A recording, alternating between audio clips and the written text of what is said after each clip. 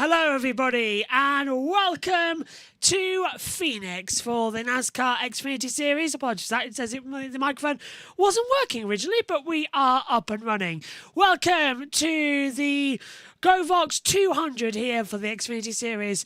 And this amazing championship has started off to an absolutely fantastic baller so far this year. There's a lot of anticipation in the air of what we're going to see. US Arena are going to be taking you through the call. Matthew Owens will be alongside as well with Brandon Crosslin.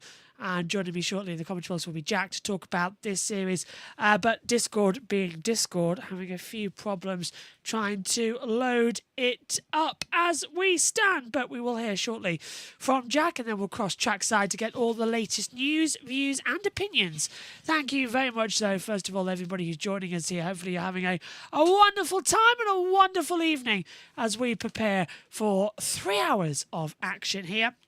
Phoenix, we were only here a couple of months ago giving us the entertainment, the light-hearted action as well. But what are we going to have here tonight? That's going to be our real focus. We'll have our driver tracker ready to go as well when the race starts. So sit back, relax and enjoy. Delighted now that we can get a hold of Jack in the commentary box.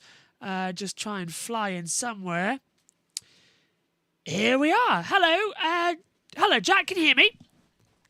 Yes, I can. Hello. Pre-show time for us before we hand over to USON. Xfinity Series this year has been mind-boggling. What have you made of it so far in the opening 3 races? The Xfinity Series that we all know and love, in my opinion. Connor Zilic obviously showing his talent in the previous round at Circuit of the Americas. What a talent that guy is. Obviously, maybe should tone down the aggression a little bit. I think he said this afterwards. Obviously, he's the collision with Heim, who arguably should be full-time in that series, but I digress. No, I think it's going to be a really interesting year so far, and I'm really interested to see the outcome of this race. My prediction for the win, by the way, I'm going to go for the guy who won last week, Connor Zilic. Now, what did you make as well of drivers crossing the championships? Because we've got a couple in tonight that shouldn't really be here, in my opinion.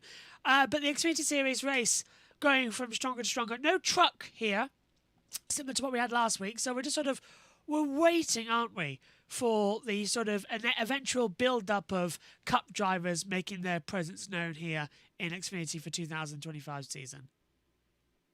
I actually like Cup drivers racing in the Xfinity Series. I genuinely like it. Maybe that's a unique tip. I've always liked it. I think it's great to have some of the younger guys, because a lot of the younger guys are like, no, we actually really like racing against these Cup guys because we actually learn by racing them. So having someone like Alex Bowman, I don't know who are the other Cup guys racing in this race? If you give me a second, we've got Bowman is on I know we've got Bowman. Connor Zilic, he's now made his Cup Series debut. Nah, still a full-time Xfinity driver in my opinion. Justin Allgaier, he's gone up and down, but again, he's gone more down than up. I like people like Bowman racing in this series because I think it really helps the drivers learn from like the top guys. And you may argue, Alex Bowman's not like a Cup champion level driver, but he's still a Cup driver with Cup wins. And I think it's great to have these drivers racing against some of the best because you can learn from them quite well. That's what a lot of the young guys have actually said before, that they love racing against these guys. We're going to be experiencing that shortly as well and hearing from USON with Matthew Owens and as well. Brandon Crossland coming in. Last week, Seth Eves joined him in the commentary booth as well. We'll hopefully have some track noise coming up behind GOVX as well, says John as well coming in. I must ask you though, my friend, because it was on earlier, did you see the Sidemen match? I am watching the highlights as we speak. I was at a Hampton game today, so obviously I didn't watch it. Engines of I saw they were level at half time. That's all I've seen. It was 9-all as the full time score. Oh, yeah, spoilers in case. And YouTube All Stars won on penalties. Oh, I hate that. Thing is, I was reading through the lineup earlier, and I was like, "There's like about a third of these guys I really don't like." Of our national anthem. Golden Corral has support. Okay, we're gearing up. Sorry if you can hear that in the background, by the way. We're just getting ready to come in while we wait. The cars are rolling. We're just waiting for Matthew Owens to signal up. So, to begin with, let's have the invocation and the national anthem here ahead of tonight's race. Ceremonies. Golden Corral would like to take a moment to thank our nation's heroes and honor the privilege to serve those who serve. And with that, let's head out to the pre-race ceremonies.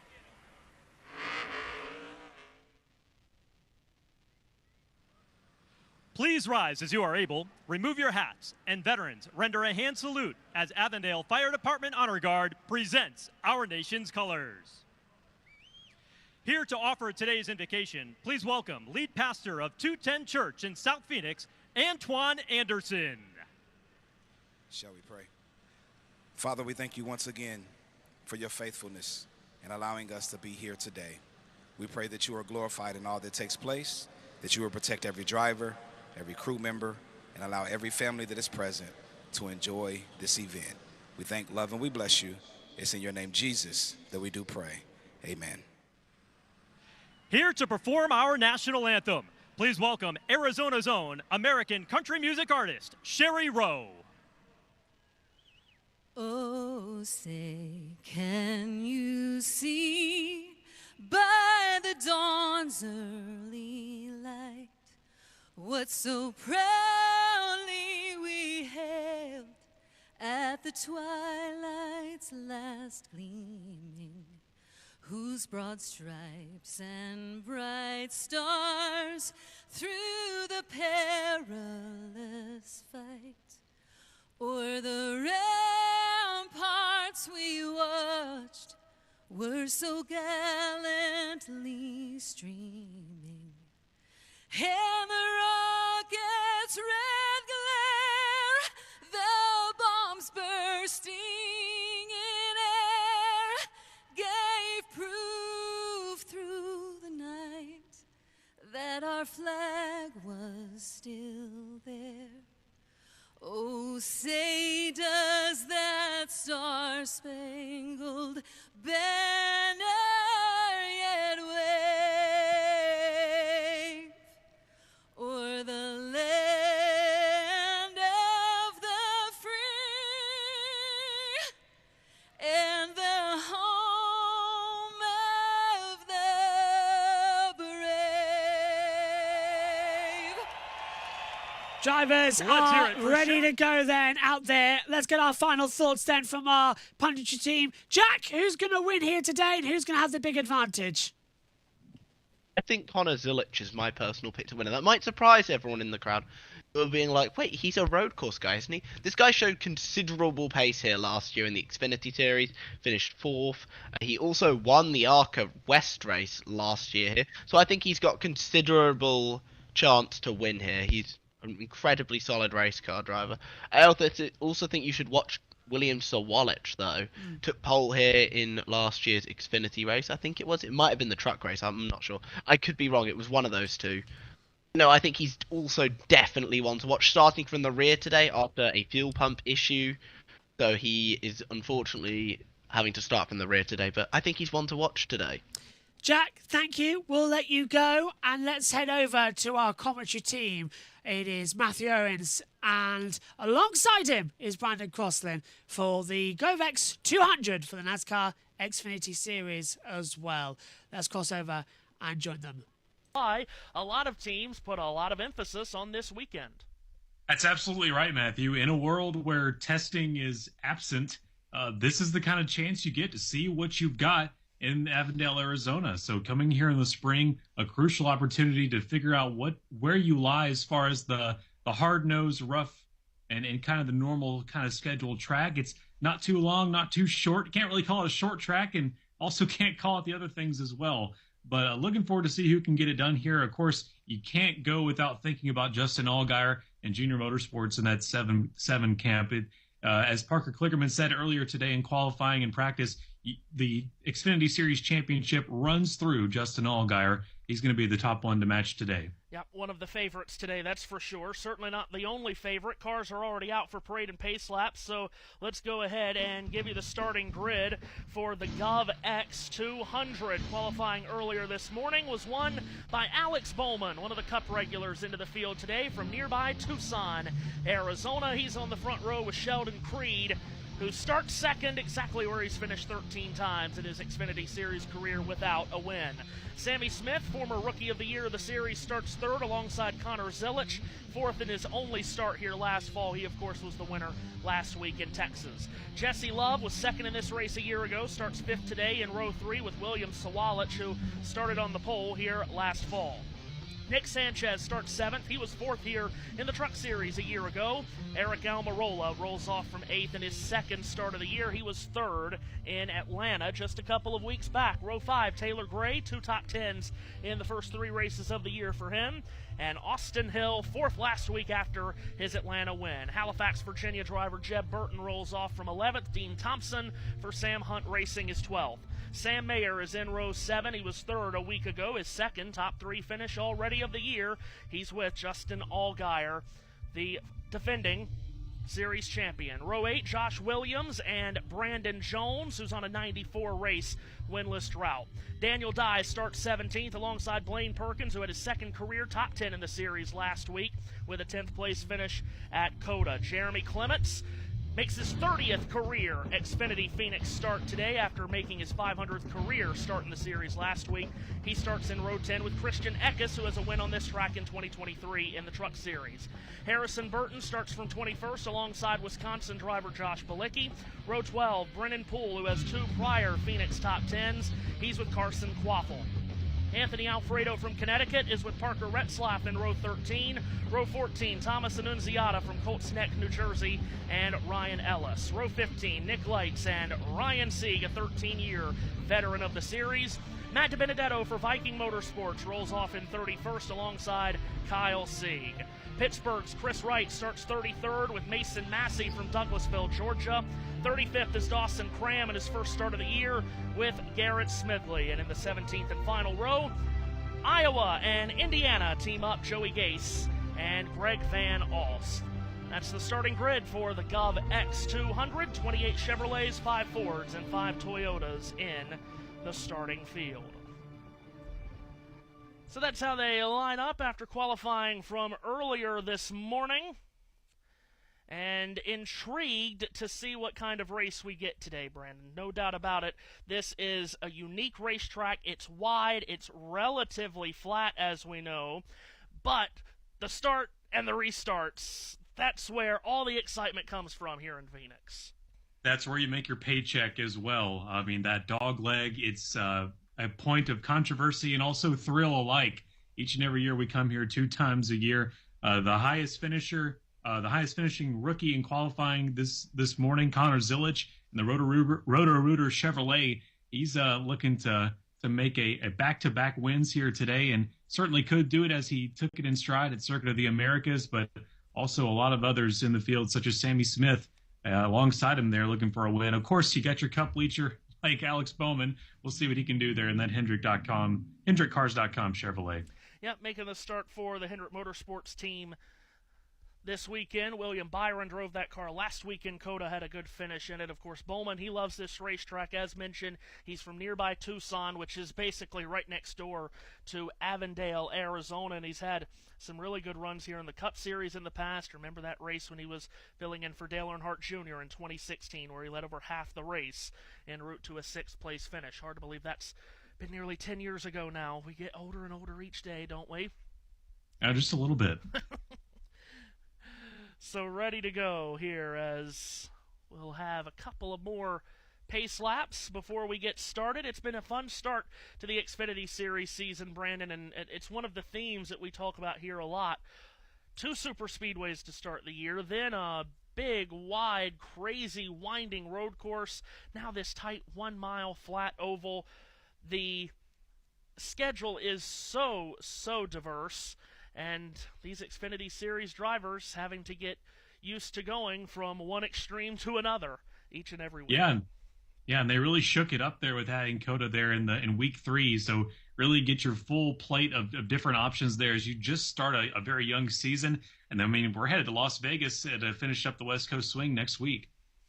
Of course, it was Jesse Love who scored the winner in the season opener at Daytona. Then Austin Hill dominated en route to the victory in Atlanta, making it 2 for 2 for RCR at the start. And Connor Zilic put on a masterclass in Austin, Texas last weekend to score the victory. So 3 different winners in the first 3 races of the year. Field just got 1 to go. As we mentioned, 1 mile oval. It is very unique. When the field comes up out of turn number 4, the start-finish line is between the exit of turn 4 and the dogleg. That dogleg is banked, it is wide, and there's a lot of flat apron below it, which we will see utilized all day today and tomorrow in the Cup Series race. Turns 1 and 2, completely different from turns 3 and 4. So the word unique gets used a lot when we talk about Phoenix, and it certainly is. Pace car pulls on to a unique pit road. We'll talk about that more as we go on throughout the day. Leaving the field in the hands of Alex Bowman and Sheldon Creed. Hendrick Motorsports Chevrolet on pole, lined up alongside the Haas Factory Team Ford. And it's Bowman who brings the field through turns 3 and 4. They'll face the green flag, and we're ready to go for 200 laps, 200 miles here in the desert. Green flag flies, and it's time to drop the hammer in Phoenix. Race 4 of the Xfinity Series season is underway. Bowman dives down to the apron just about with everyone else, and it's Bowman who gets the whole shot and leads the way to turn 1. Bowman leads it by half a car length coming out on the turn 3. And then meanwhile, it's Sheldon Creed picking up the advantage as Sammy Smith gets put down in the sucker hole in that Pilot Chevrolet. And they'll fan out single file on the top groove there. It's Zilic 3rd, Creed 2nd, Bowman 1st. 3 wide in the middle of this pack is dropping down below the dogleg across the line. Underneath all of it is Sam Mayer trying to separate himself from this big wad of traffic, which includes Austin Hill and Nick Sanchez. Fanning 5 wide and then coming down through the funnel. It's amazing to watch each and every lap as we're following the battle back here with Eric Almirola in here in the race today, along with Tanner Gray and Connor Zilic fighting side by side as well. And that second row as Bowman still has the lead. Zilic drifts up high on the exit of turn 4. Eric Almirola will get to his left elbow, and then below both of them on the apron in the dogleg is Austin Hill. He sweeps up and will fall back in line behind that duo. It'll be very daring, very risky to go back down there, but sometimes it can pay big dividends. Austin Hill wants to take that chance. Justin Allgaier was one that went down there with him as Austin Hill will try to make it 3 wide as Eric Almirola will pin the needle through Zilic and Hill. So Almirola gets that position over Zilic. Now to his inside comes Jesse Love in that blue and white number 2 for Richard Childress Racing. Getting on the move here underneath Zilic in turn 1, and Sammy Smith just behind. Read the needle, I should say, as they're side by side. Meanwhile, back in the pack, Leland Honeyman is battling alongside William Sawalich, who's making his debut year here in the Xfinity Series. And then it's Connor Zilic battling for the 2nd spot with Jesse Love behind him and Nick Sanchez. And Justin Allgaier will dive down to the inside of Love and Sanchez. Cutting the dogleg is Allgaier. He'll try to pick up a couple of places in one move, and he'll do so. So Justin Allgaier picks up 2 positions. Justin Allgaier making up time here in the 7th spot, battling behind him Nick Sanchez and Jesse Love. Now single file, it's Smith, Zilic, and Allgaier as they chase Alex Bowman and Creed. Through turns 3 and 4, the leaders exit the corner and back towards the line, and clicking off a new fastest lap of the race that time by was Bowman as he extends his lead on Sheldon Creed. The Xfinity fast lap of the race, that's in all 3 National Series this year. As Tanner Gray is falling off the pace, Eric Almirola will take that 3rd spot away from him. Not sure what happened there on turn 3, Matthew. Something happening there with Gray, the rookie driver who's had a solid start to the season, driving for Joe Gibbs Racing. And let's see, where does that drop him back to in the running order? Just 4th, so still a good start for Taylor Gray, the driver from New Mexico. Oh yeah, got very loose as the car settled on the entry to turn 1, and that's how Almirola got through. Good save there by Gray. And such a tap dance on that side of the racetrack, just dancing with that yellow line. Meanwhile, Austin Hill trying to make up ground in turns 3 and 4 to the inside of Dean Thompson. Thompson had a good run last week and had a good qualifying run earlier this morning, too. And it is a battle for 12th that he is engaged in here, Thompson and Austin Hill. Yeah, Thompson fresh out of the Craftsman Truck Series and seeing what he can do here with Sam Hunt Racing in the Xfinity Series. It's Bowman leading by 0.8 seconds here as he makes his way back to the stripe. Leads ahead of Sheldon Creed, Eric Almirola, Sammy Smith, and Taylor Gray. Smith just getting around Taylor Gray a moment ago. Now here's Almirola sweeping down below the dog leg and into turn 1. He's going to take second from Creed. Almirola works his way around turns 3 and 4, tracks his way back up on the former front straight, now the back straight for us old heads. And then meanwhile, a battle here between Justin Allgaier and Tanner Gray. This appears to be for the 5th spot. Allgaier will take that spot coming out of 4. So Gray dropping another position. That's 3 spots now he's lost over the last 3 laps. So Allgaier moves up into 5th. He's already picked up 9 spots here in just 10 laps. So Alex Bowman leads from Eric Almirola 2nd. Sheldon Creed 3rd. Sammy Smith runs 4th. Allgaier has muscled his way up to 5th. Taylor Gray 6th. Connor Zilic 7th. Jesse Love is 8th. Nick Sanchez is 9th. And Brandon Jones is 10th, but as he comes back to turn 3, he's got company to his inside. Sam Mayer gets alongside Jones. Jones powers up and out of the 4th corner, keeps his nose in front as they cross the stripe, and just in behind those two are Austin Hill. This is 10th on back, this battle going to turn 1. Yeah, that's one of the 2 Haas factory team entries is Sam Mayer, the 41, and the 000 of Sheldon Creed, falling back on the inside and giving up the spot to Brandon Jones. And I believe you said that was 10th, and there they go back to the line. And meanwhile, Taylor Gray going to lose another position. It's been a difficult last couple of laps for the 54 Toyota. Connor Zilic cuts the dog leg and gets around Gray on the way back to the number 1 corner. Looks like Connor Zilic might have some rear end damage there. Looks like that right quarter of the back end of that race car is all banged up there. He has Taylor Gray behind him as Connor Zilic manages to keep the 6th place spot, and Taylor Gray, it looks like he's still going to fall back there. Sheldon Creed peeking in on the inside. Yeah, Gray really wishy-washy up out of the corner, so getting to his inside and getting past here in the dogleg is Jesse Love. Gray does not put up any kind of fight back into the corner. Meanwhile, we're looking at a battle back with Harrison Burton and also the 1 of Carson Quaffle. That'll be a rookie there on the outside, and behind them, that appears to be, can't quite place that one there, as Carson Quaffle is here behind the top 10. Yep, Quaffle, who had that impressive run last week. Let's see, that's William Sawalich in behind Quaffle there, and he drops down to cut the dog leg, tries to get alongside Quaffle, and just around all of this, too, is Ryan Sieg. So Walich might pick up 2 for 1 there as he's trying to get by both Burton and Carson Quaffle. Meanwhile, back to Harrison Burton and Sam Mayer, as Mayer is on the back bumper of Austin Hill and peeking in on the inside. Gets Hill loose on the exit of turn number 4. Mayer cuts down to the inside. Once again cuts the dog leg. Just about everyone doing that here in these opening laps, and Mayer picks up the spot.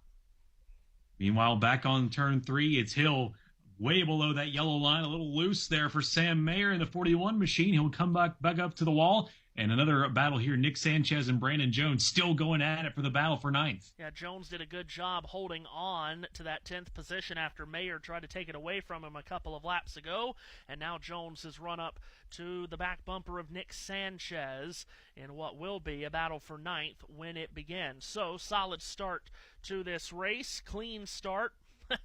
Always important to get a clean start, and we have had one today, and we've settled into a rhythm here, Brandon, with Alex Bowman out in front by about 2 seconds. And that's a rhythm that Alex is A-OK with, the Tucson native. But we know here very well, Matthew, it's not the starts that we desire to be clean as much as it is the finishes.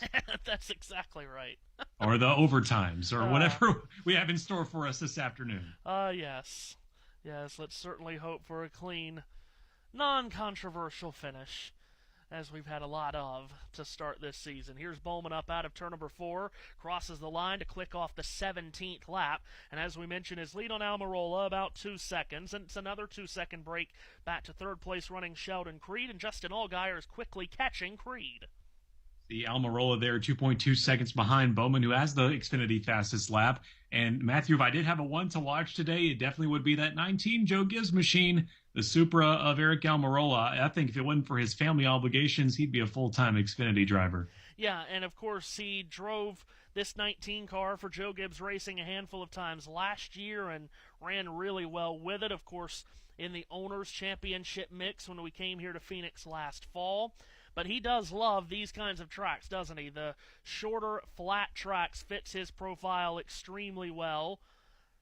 Of course, should we mention how his first Xfinity Series win came on a short, flat track at Milwaukee in 2007? That's a story for another day. Meanwhile, mentioned Allgaier was catching Sheldon Creed, and here he is exiting turn 4. Allgaier has worked his way underneath Creed. They come across the line door to door. Allgaier cuts the dog leg, not as dramatically as others have to start the race, but Allgaier gets into the corner in front of Creed. Halfway through lap 20, this is the battle for the third spot. Allgaier on the outside as they're way below the yellow line coming out of turn 3. And Allgaier gets single file with Creed going to settle behind him in that pit boss Ford Mustang as they make their way down below the O'Reilly Auto Parts restart zone. I mentioned the short, flat track success of Almirola. He won, of course, 3 races last year, 2 of them on short, flat tracks. Both were at Martinsville. As on the main straightaway, Taylor Gray might be losing another position here. His struggles continue. To his inside goes Sam Mayer.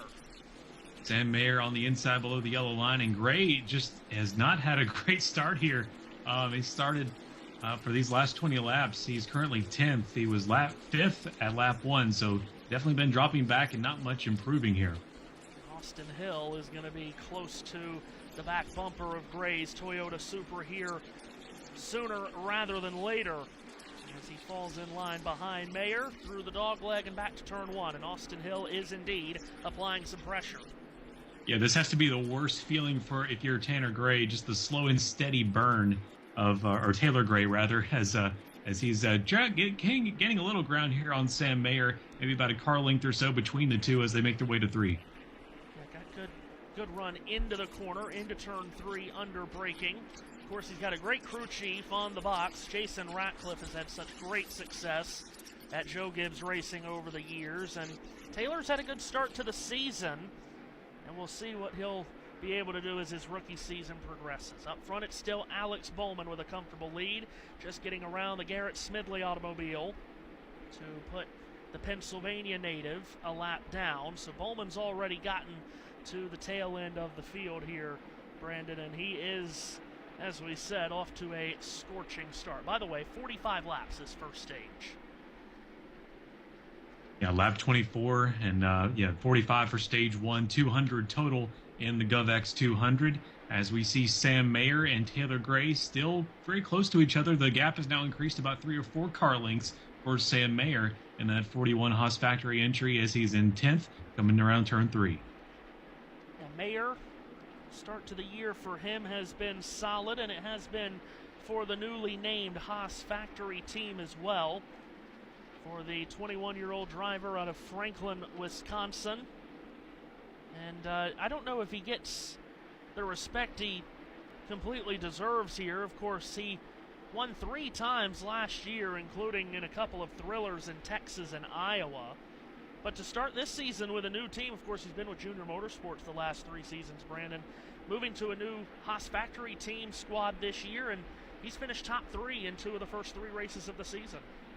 He has, and that's got to be a tough transition too, Matthew. You think about not only jumping from Junior Motorsports to a newly reorganized team, but I mean also the manufacturer change. I don't really think it matters what division of NASCAR you switch manufacturers. It's got to be a realignment.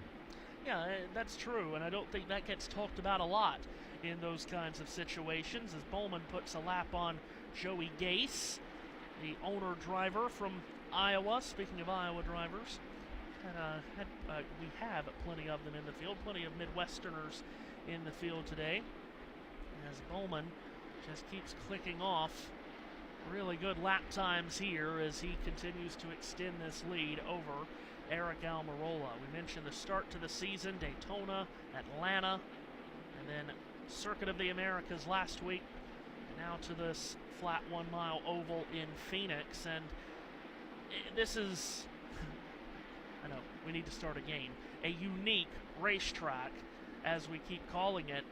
And I guess what makes it so interesting, Brandon, is the fact that the starts and restarts, as we talked about, are so chaotic.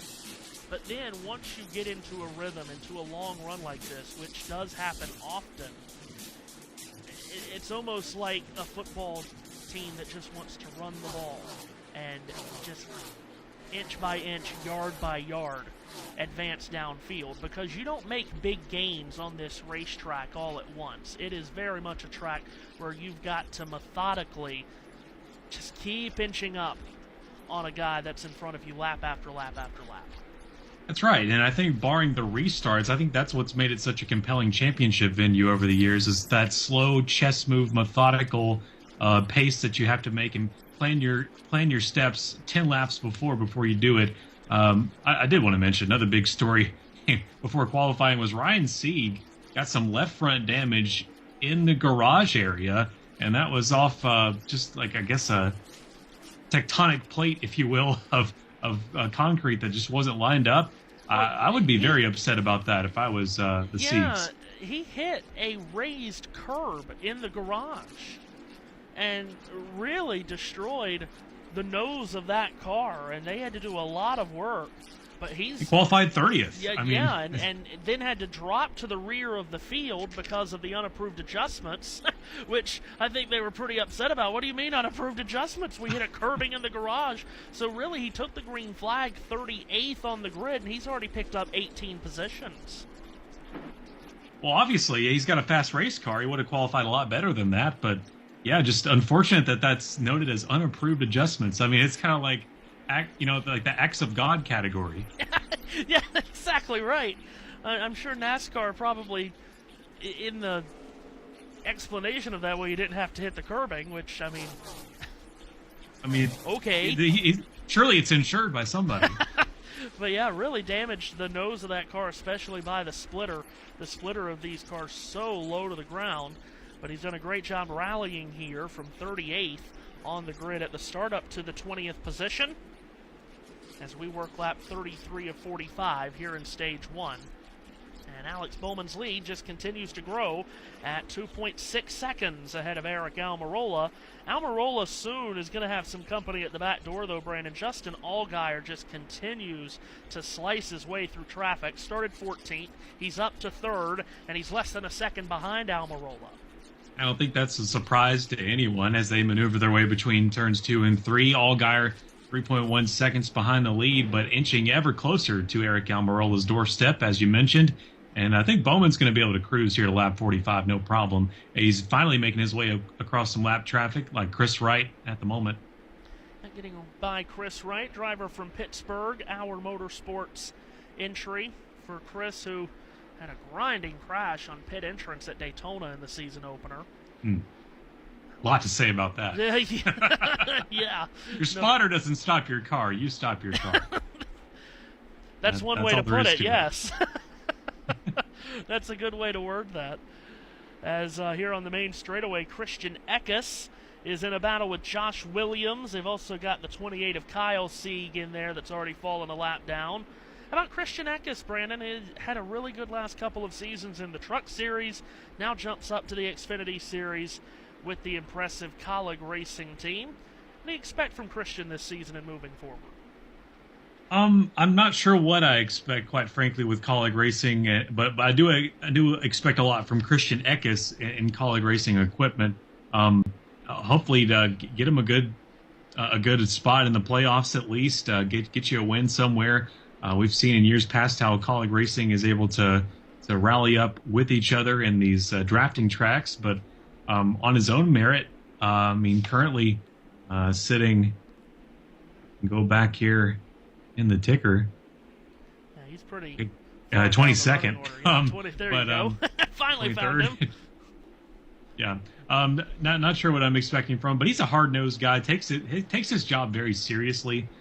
So I expect to either see the determination or the frustration, one of the two. Yeah, struggling to get the handling to his car the way he likes it here at the start, as he is in the back half of the field, outside the top 20. Taylor Gray and Austin Hill battling for position just outside the top 10 going into turn number 1. Hill has that spot. Hill on the outside, Gray on the inside, a little loose from Austin Hill as he maneuvers his way up the hill and just clears Gray and will tuck back in front of that Toyota Supra, and Hill back to the stripe with 5 laps to go here in the stage. And meanwhile, further up, you've got Nick Sanchez and Jesse Love dueling for the 7th position in turn 1. There's Nick Sanchez in front of Jesse Love. Love falling back. There's Brandon Jones on his right quarter panel. And on the high side, sharing the space with them, it's the 91 of Josh Balicki. Love makes his way through and will sit privily there in the 8th spot. Love getting his 2nd career victory in this series at Daytona in the season opener in February. Also won last year at Talladega, losing ground to Sanchez, who hopscotches away from him as Brandon Jones puts the pressure on the back of Love. Jones tucking right under Jesse Love on that yellow line, make their way out of turn 2 and trying to peek his way on the outside. And meanwhile, Love is making his way around lap traffic of Ryan Ellis. Picks his way to the inside of Ellis, and Love will clear him as we're down inside the final 5 laps of this first stage. And Alex Bowman has led since the start and is not feeling any pressure from behind from Eric Almirola or Justin Allgaier or anyone for that matter. He's done a good job picking his way through some lap traffic here as he comes off turn 4. Blue and white Chevrolet crosses the line. This is a very interesting look from the CW. I think something's gone wrong in the truck as we have a double screen that's showing, well, the same thing. Wasn't there for long. I'll give him credit. So it's 3 abreast here on the back straight. Well, not anymore, as Connor Zilic is there in 4th. Now getting ahead of Sheldon Creed and Blaine Perkins in the Jordan Anderson number 31. Back there too. 3 to go now in this stage. Still waiting on the CW to just give us one screen. Anyway, they've done a great job to start the season. We're not going to ding them on much. Here we go. I think they finally. Here we go. Yeah, Barry. Have mercy. That is from the CW. Little skits and jumps. We're good now. All good. Yeah, we were looking at 2 screens showing us the same exact thing. Now we're back good. Let's pick up Alex Bowman on the back straightaway. Alex Bowman in that 17 HendrickCars.com Chevrolet has been no stranger to the front all stage 1 and also the Xfinity fastest lap. And also coming out of turn 2, that's Brandon Jones, who's picked up some spots here in stage 1. He's sitting 8th, and behind him is Jesse Love, several car lengths back. Bowman has started the last lap of the stage.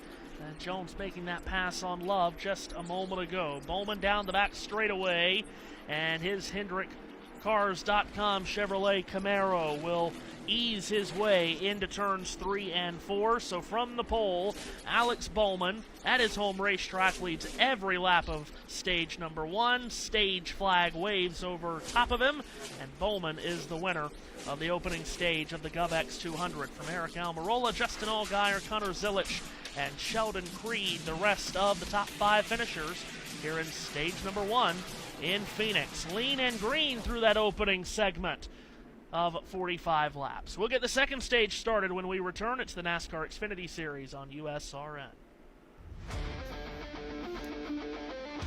Joseph, Pato, Polo, St. Pete, Long Beach, Nashville, Penske, Ganassi, McLaren, the Free Pete, We drive for 5, redemption. The world's fastest drivers are ready to go. IndyCar in 2025 to USRN.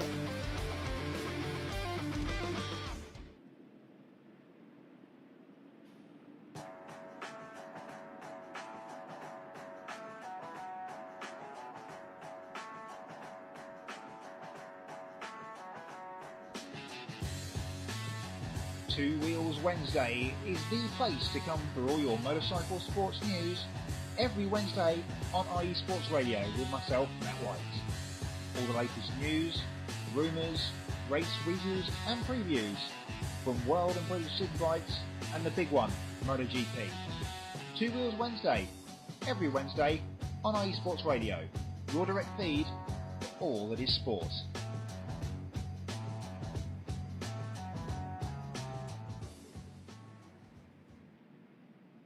Are you a fan of the best teams in the Buckeye State? Then this is a show for you. This is the State of Ohio Sports, where I, your host, Andrew Higginbotham, will bring you all the professional news as well as all things college from Northeast Ohio and Cleveland, all the way down to Southwest Ohio and Cincinnati, and even in the heart of the state in the state capital of Columbus. So if this sounds like the show for you, check out the State of Ohio Sports show every Friday at 2 p.m. Eastern Time, 11 a.m. Pacific on IE Sports Radio, your direct feed for all that is sports.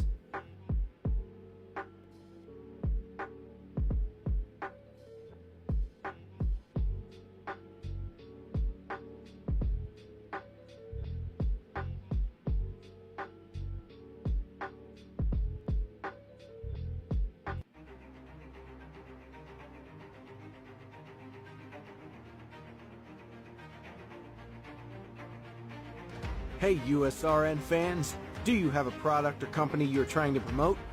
Look no further.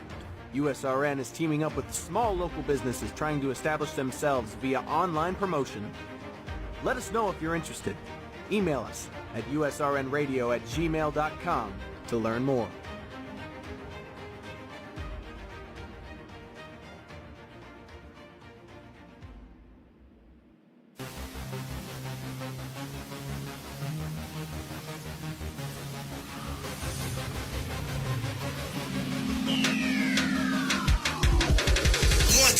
Everybody, this is Darren Rodriguez.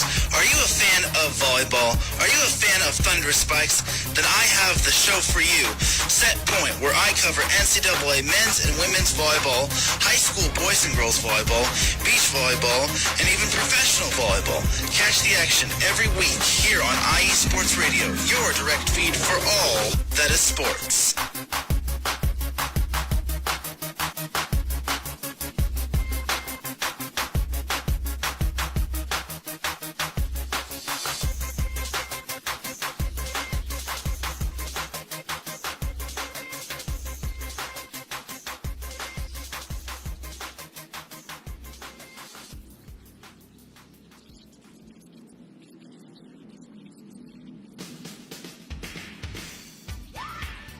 What up, all you boxing fans? This is Vince Wright, the sports governor, and me and Gilbert Batista are the host of Ringside on IE Sports Radio. Make sure you keep it tuned to IE Sports Radio, Spreaker.com for the latest edition of Ringside.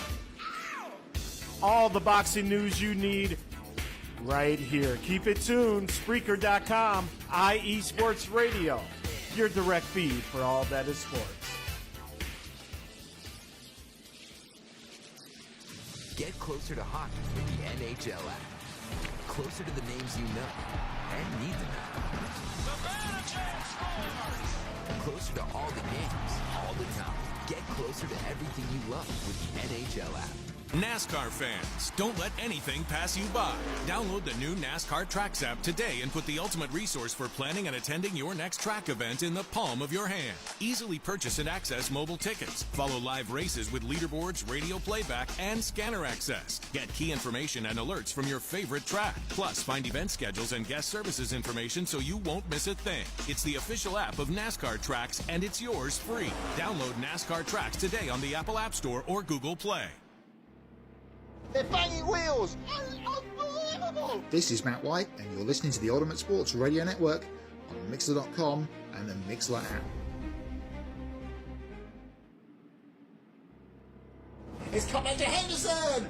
and England take the lead. This is Matt White, and you're listening to USRN on Mixler.com and the Mixler. Home to the hits, the comebacks, the hat tricks, the emotion, and of course, home to the goals. The shot, he scores! The shot, he scores! Rebound, they score! They score! USRN is home to the Stanley Cup.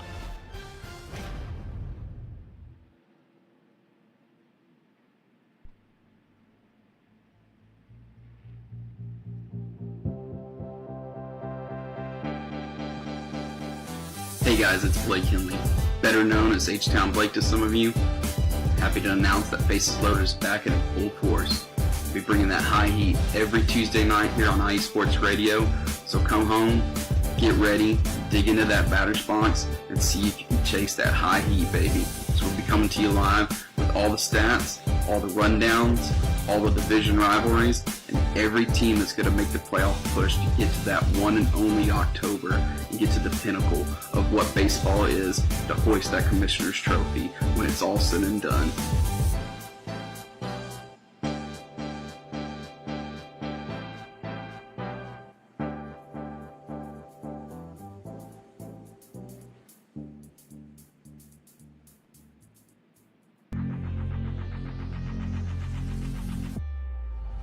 Grid Network is your home for all the latest news, highlights, and analysis in the world of motorsports. Tune in to Grid Tonight, your weekly motorsports news program, every Wednesday evening. Then watch Grid Live pre-race, wrap-up, and encore every Saturday, Sunday, and Monday as we discuss each weekend's races. Subscribe to Grid Network on YouTube to watch all our live programming and catch up on past episodes.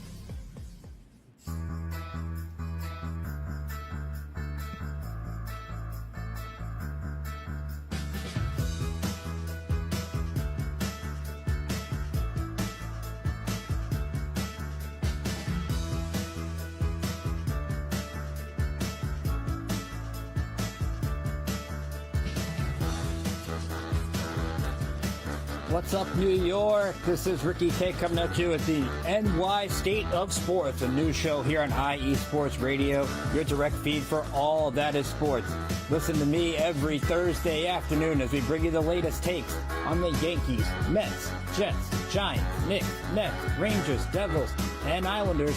Plus, you get some college hoops and what's the local sports events going on in the area. It's a state that never sleeps, so why not get the opinions and sports takes that never sleep? Again, every Thursday, 2 p.m. to the NY State of Sports. We'll see you then.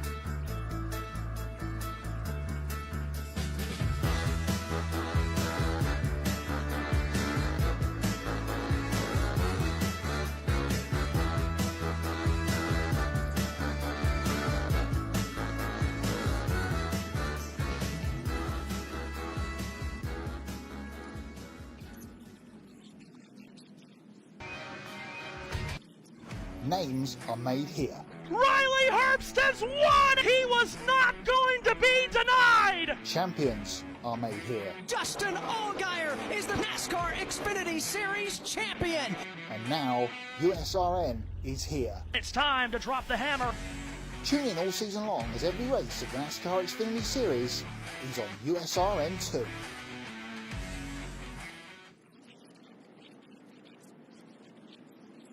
Back on USRN from the Phoenix Raceway in Avondale, Arizona. It is the NASCAR Xfinity Series GOVX 200, Stage 1 in the books. And leading every lap of that opening stage from the pole was Alex Bowman. He will be on the front row with Eric Almirola for this restart as we'll get Stage 2 underway here in just a matter of moments. Christian Malley in the comments with us as always says hi. Great to have you with us. Every single weekend, Christian. It's Matthew Owens and Brandon Crossland here for you. And we're also on JB Motorsports on YouTube. Pace car has pulled pit road. And Anthony Alfredo is also on pit road and actually crawling very slowly down the pit lane. We'll try to follow up on Alfredo's issues. Such a shame for him. He ran well at COTA last week before a late race spin. Cost him finish that he may have deserved as the green flag waves to get stage 2 underway. Eric Almirola won the race off pit road, chose the inside to restart on, cuts the dog leg just in front of Sheldon Creed as the battle is on for the lead in turn 1. It's 3 wide in turn 2, and meanwhile at the front, it's Eric Almirola who took the inside lane. He's going to get a two-car length advantage on the back straight. Brandon Jones in third, getting out away from Justin Allgaier and Sheldon Creed. Nick Sanchez, middle of the pack, trying to make moves around the outside, but across the line, it's Eric Almirola who leads from Alex Bowman. So the first time that anyone other than Bowman has led under green here, they're still trying to sort it out at the tail end of the top 10, though, Brandon. Oh, my goodness, it's off to the races. Every time they fan down there, it's chaos. Meanwhile, back in the pack, it's a battle here between Daniel Dye, the rookie, and also Jeb Burton, also Harrison Burton in that mix. And one car's around. That's the Dude Wipe Chevrolet for number 42, Anthony Alfredo. So the caution comes out here as Alfredo just could not get going on pit exit. Yeah, we mentioned how slow he was going down pit road, and eventually the car just completely stopped. And that is a safety hazard with a car stopped even on pit road, so they throw the caution. First caution of the day for incident, and obviously he had already passed his pit box because they've gotten a safety truck to him and is going to push him all the way back around to pit road. That's a shame for Alfredo. As we mentioned, he had a good run at COTA last week. He was running in the top 10 when he spun in stage 3 and cost him a finish that he probably deserved, and gets pushed back to pit road, which, as we talked about, that U-word, unique, this racetrack. Pit road is right on the exit of turn 2 here, and it winds all the way down on the exit of 2 along the back stretch and then into turns 3 and 4. Alfredo's going to go behind the wall. Yeah, that's unfortunate for Anthony. And yeah, you add to the tip jar or the swear jar, whatever you want to, for unique. But also on a pit road, it's such a blind entrance too, especially if you are some of the back ends of the grid.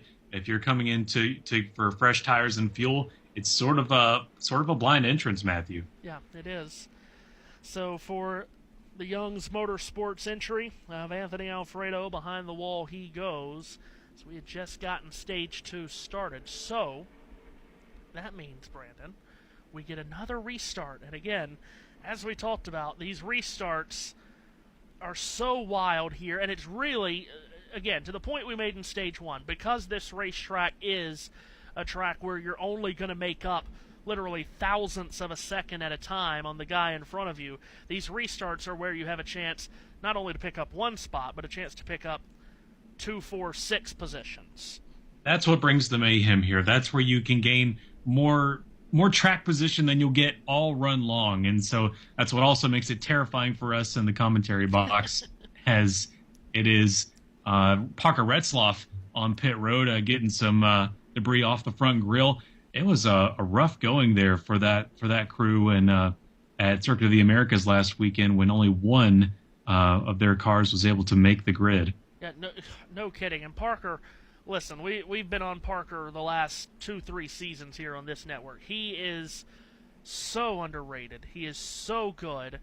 I agree. All he needs is a team to give him a chance, because he runs well just about everywhere. And it was so sad to see the circumstances last week, him failing to qualify for that race in Austin. And I mean, failing to qualify for a race is just so detrimental to the rest of your season. You think about the points given up. You think about just what it does emotionally for the team's morale. But also, let's be honest, this is a sport that costs a lot of money. And financially, missing a race is just backbreaking. Yeah, it's got to be. You can also add Parker Retzloff to the list of drivers that wear glasses whenever they race, along with Sheldon Creed and Austin Cindric. Yeah, has the spectacles on. Joey Logano, too. Logano, who earlier today qualified on the front row for tomorrow's NASCAR Cup Series race, the Shriners Children's 500, which we'll have for you on USRN tomorrow, 3 p.m. Eastern Time. William Byron on the pole for that race. Of course, those two drivers were both contending for a championship last time the Cup Series came to Phoenix. Logano walking away with the title. And that 500 is kilometers for those listening in Europe. Don't worry, we're not going 500 miles tomorrow. No, we're not. Like we said, we were talking about in the break, 500 miles at Phoenix would be a very long race.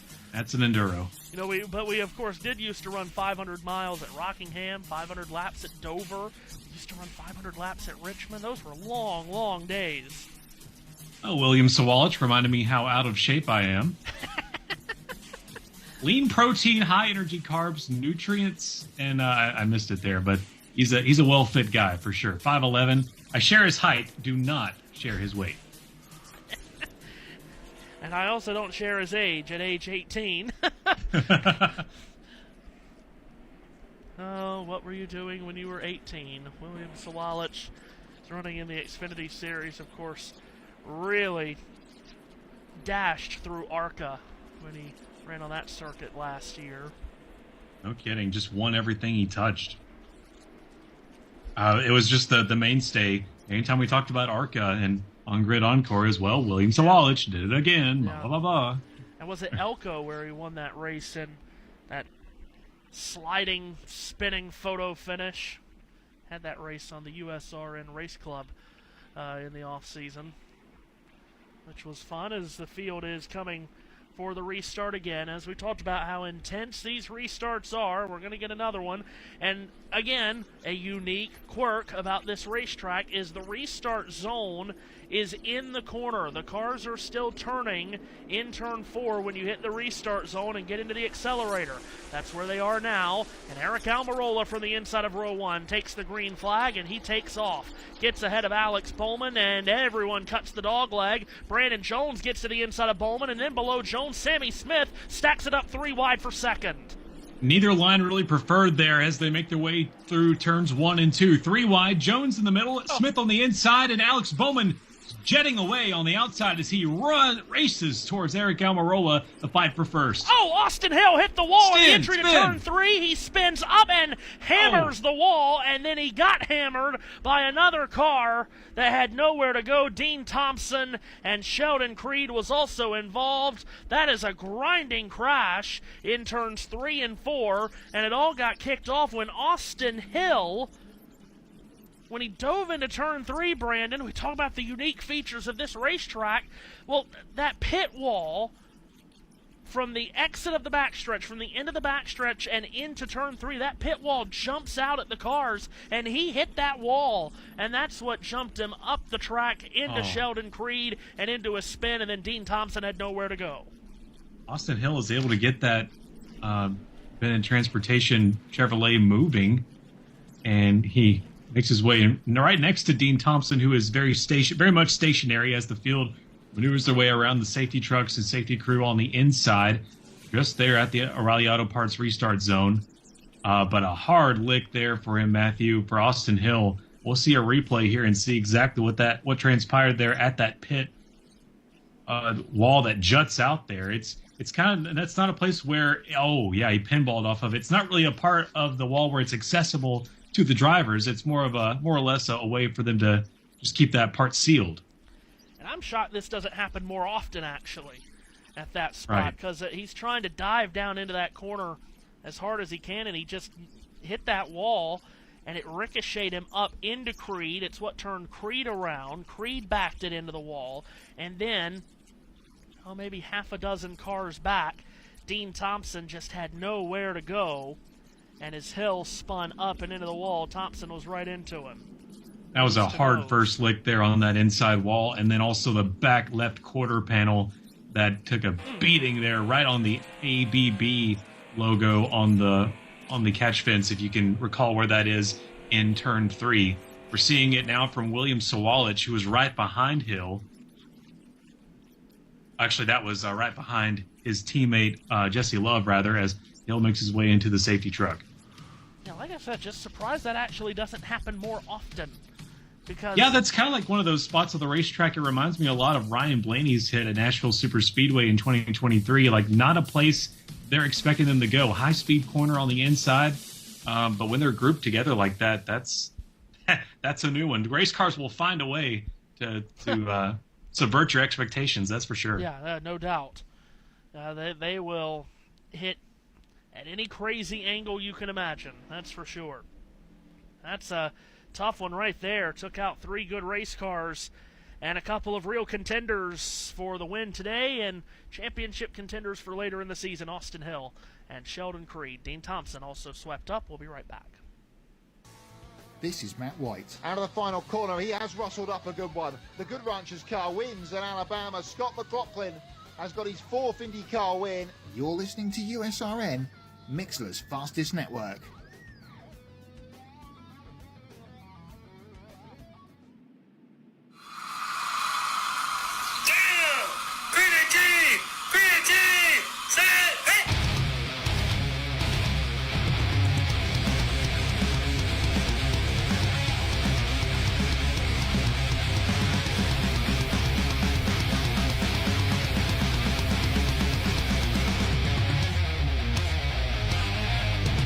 What's going on, football fans? This is me, your boy Larry, inviting you to join myself, Callum Reynolds, Mike Pat, and John Felipe for one of the most electrifying football shows you have ever heard. 3 and Out, right here at IE Sports Radio. Recap of the week before, a preview of what's to come, and of course, 3 hardcore head-to-head prime-time face-offs each week. You don't want to miss it.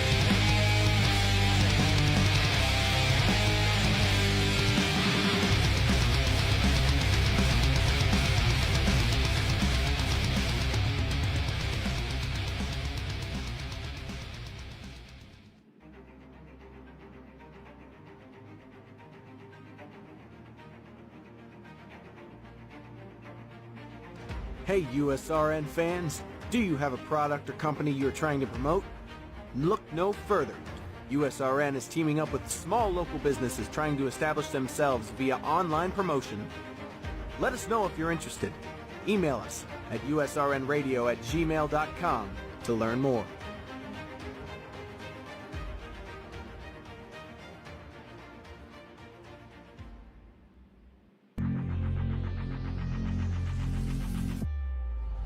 Grid Network is your home for all the latest news, highlights, and analysis in the world of motorsports. Tune in to Grid Tonight, your weekly motorsports news program, every Wednesday evening. Then watch Grid Live pre-race, wrap-up, and encore every Saturday, Sunday, and Monday as we discuss each weekend's races. Subscribe to Grid Network on YouTube to watch all our live programming and catch up on past episodes. Home to the hits, the comebacks, the hat tricks, the emotion, and of course, home to the goals. The Shoddy scores! Shoddy scores! Every man they score! They score! USRN is your home for hockey all season long.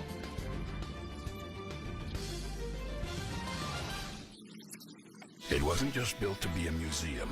It was built to be a shrine to the history, heritage, and future of the sport we love.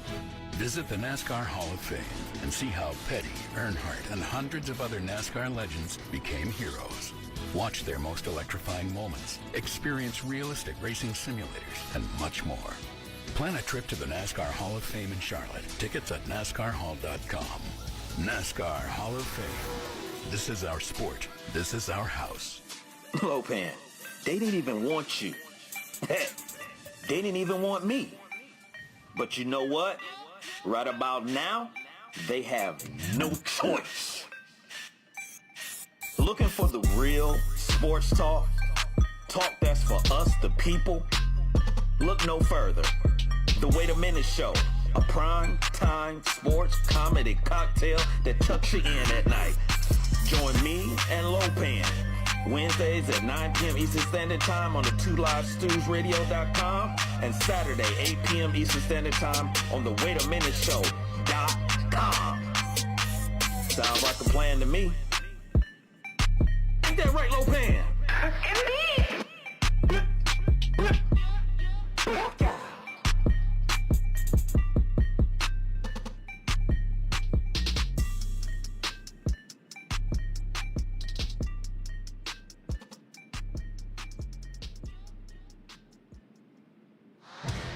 gear up.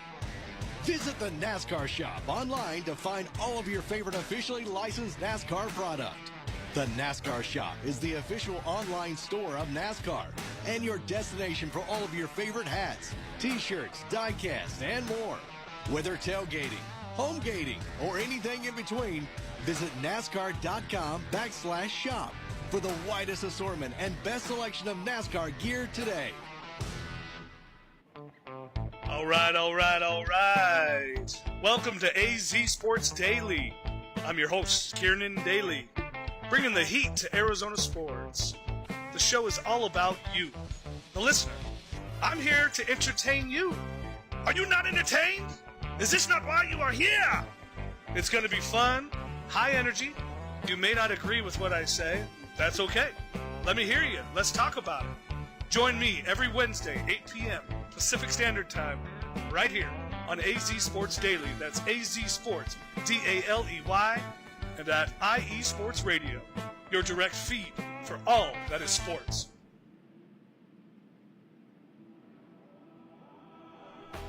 Friday night is hockey night on USRN2, where the best in the game shine in prime time.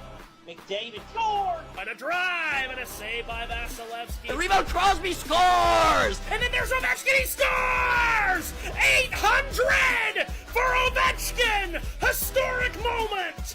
It's Friday night hockey, every Friday night on USRN2.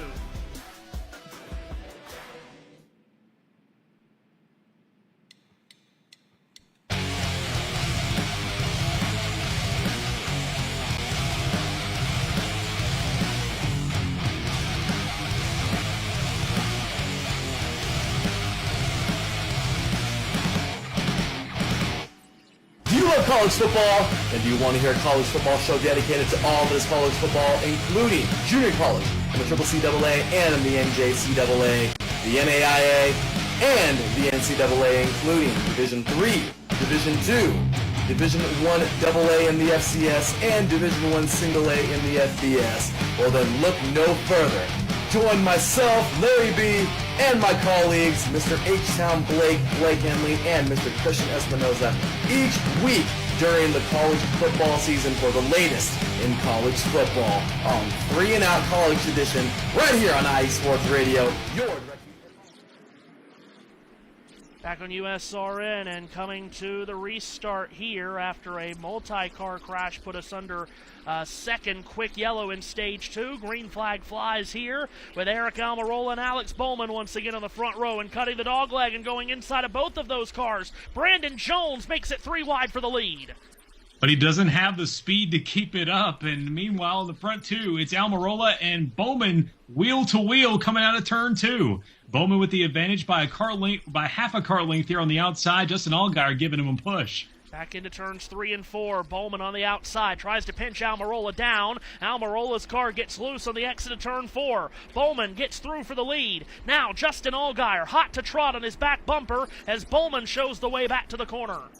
Allgaier showing the muscle around the outside. He powers his way around Alex Bowman. Can he clear him? Coming out of turn 2. He will. It's Allgaier, Bowman, and Sam Mayer on the inside of Alex Bowman losing pace. Allgaier now to the lead for the first time this afternoon. Behind him, Almirola muscles underneath Bowman, squeezes him up on the exit of 4. Almirola reclaims second. Now he goes for the lead. To the left elbow of Allgaier, back into turn number 1.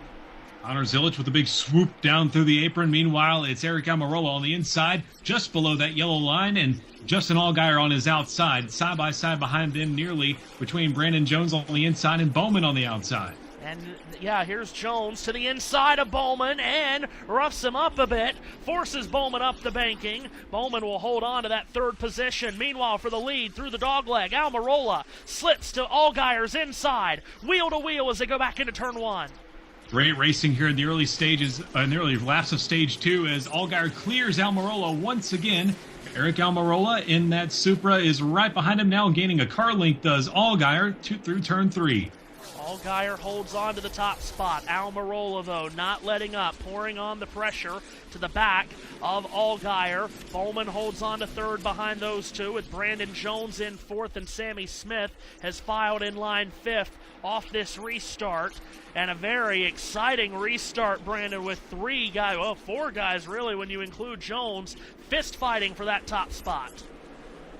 It was indeed, and we're also seeing a little loose action there from Ryan Sieg as he hit the stripe and had Taylor Gray to his inside. That was sketchy indeed. I think that was coming off the restart. Yes, it was. So Sieg getting a piece of the wall on the exit of turn number 4, kept it going. Let's pick up the battle for the lead, or eventually we will, as Allgaier and Almirola still close together in turn 2.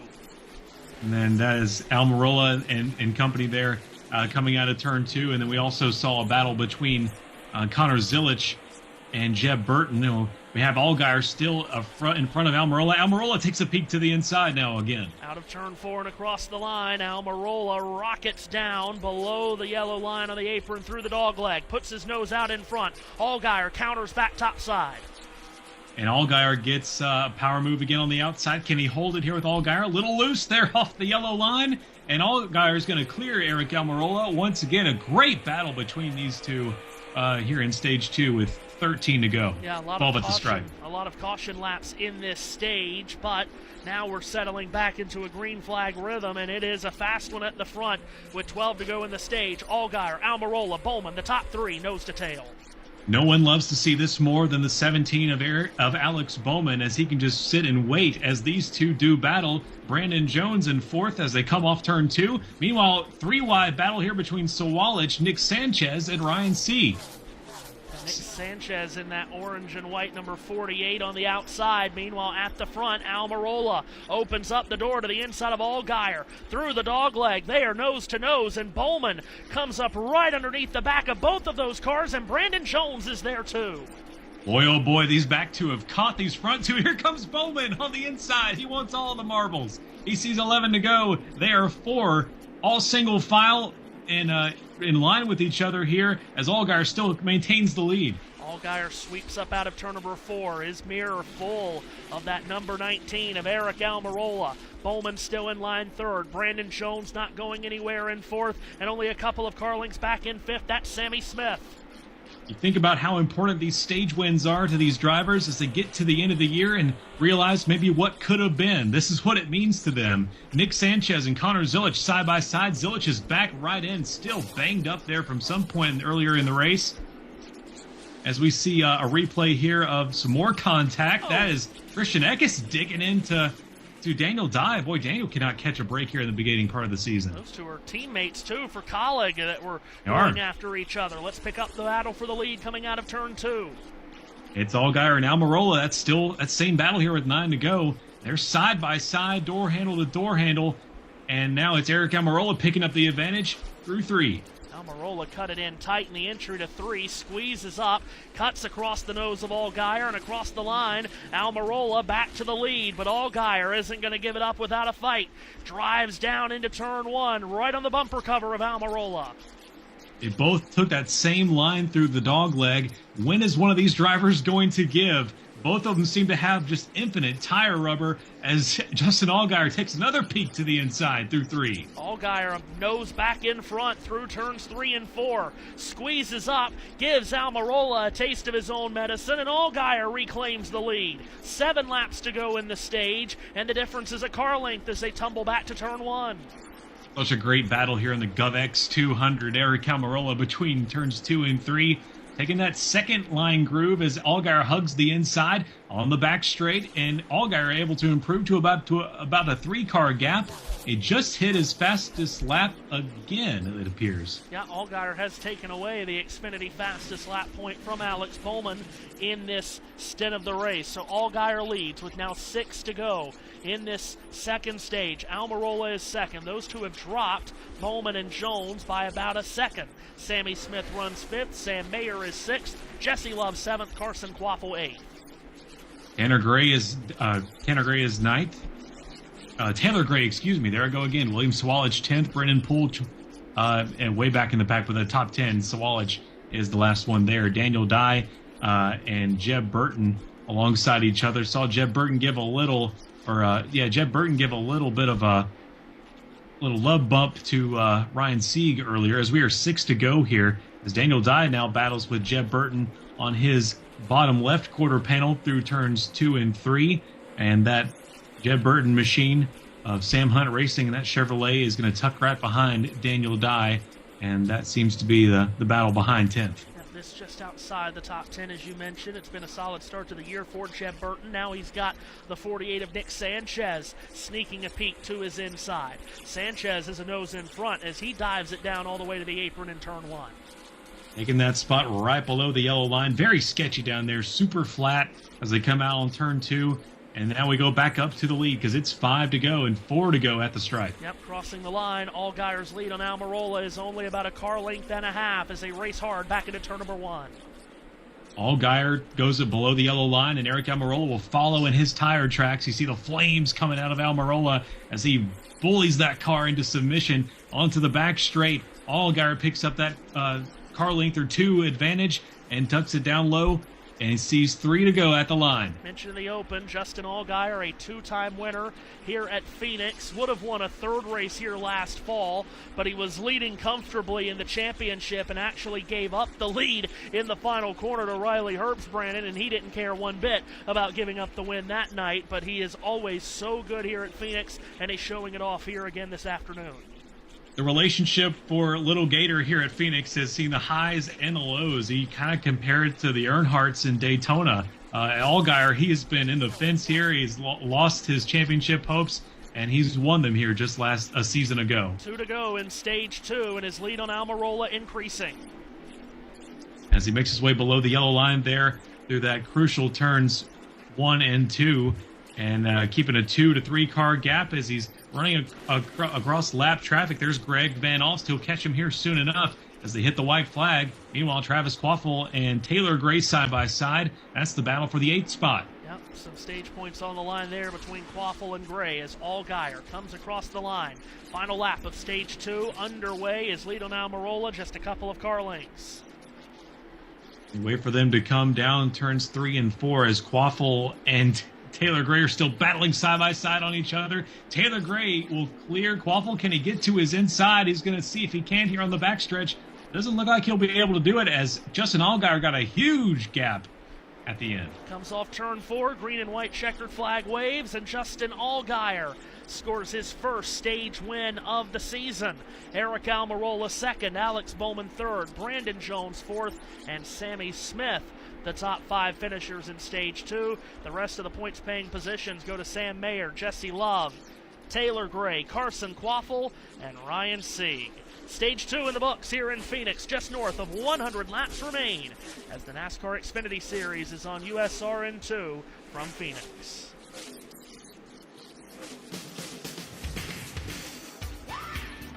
What up, all you boxing fans? This is Vince Wright, the sports governor, and me and Gilbert Batista are the host of Ringside on IE Sports Radio. Make sure you keep it tuned to IE Sports Radio, Spreaker.com for the latest edition of Ringside. All the boxing news you need right here. Keep it tuned, Spreaker.com, IE Sports Radio, your direct feed for all that is sports.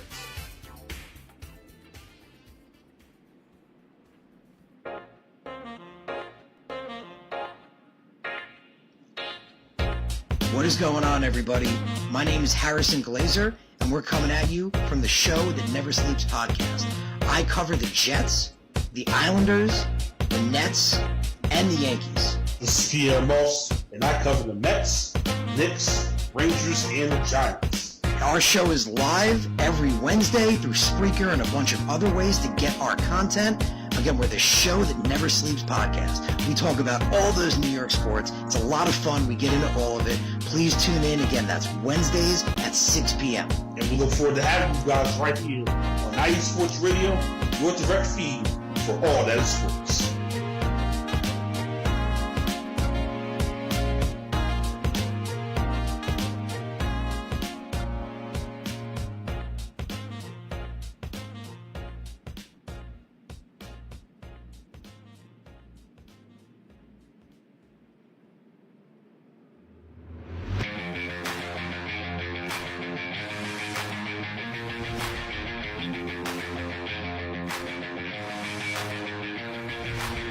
What's happening, sports fans? Are you a fan of Southern California sports? Are you looking for a show hotter than a hot summer day in California? Then look no further than the SoCal Supreme Sports Show, where I talk about all things Southern California sports. That's right, all sports teams from Southern California. From the hard-hitting tackles of the NFL, to the killer crossovers and big three-pointers of the NBA and WNBA, to the grand slams of the MLB, to the bone-chilling goals of the NHL, and to the booming kicks of the MLS. The SoCal Supreme Sports Show has it all for you. Oh, and let us not forget about the college sports as well. So join me, Taryn Rodriguez, every week here on IE Sports Radio, your direct feed for all that is sports.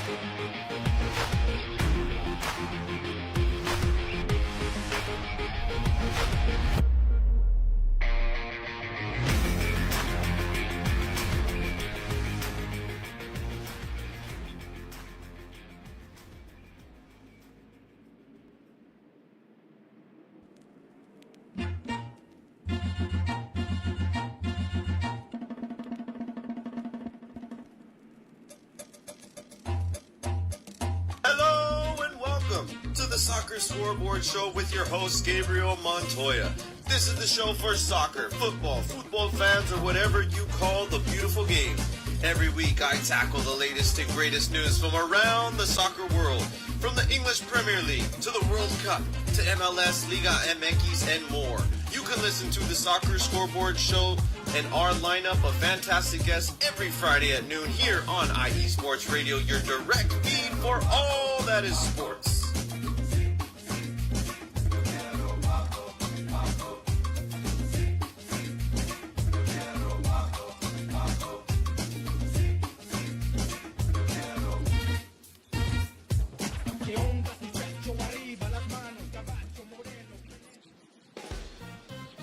Sports are all about the exciting moments. To the 10, 5, and a free ride to the end zone. Touchdown. And Lionel Messi has got Argentina ahead. And then there's Ovechkin, he scores! 800 for Ovechkin! And you won't miss a moment by downloading the Mixlr app and following USRN and USRN2.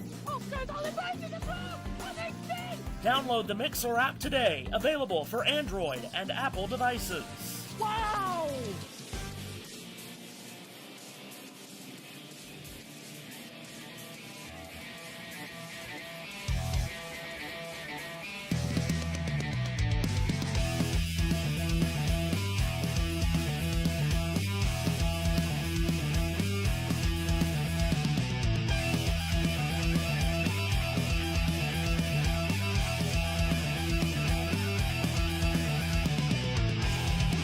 It's IE Sports Radio. It is your direct feed for all that is sports. It is Philly Sports Talk with Cash and Chris every Tuesday night right here on IE Sports Radio, your direct feed for all that is sports. Philly Sports Talk with Cash and Chris is the most comprehensive view on Philadelphia sports exclusively right here on IE Sports Radio. You know what it is, your direct feed for all that is sports. Tuesday night, IE Sports Radio, Philly Sports Talk with Cash and Chris.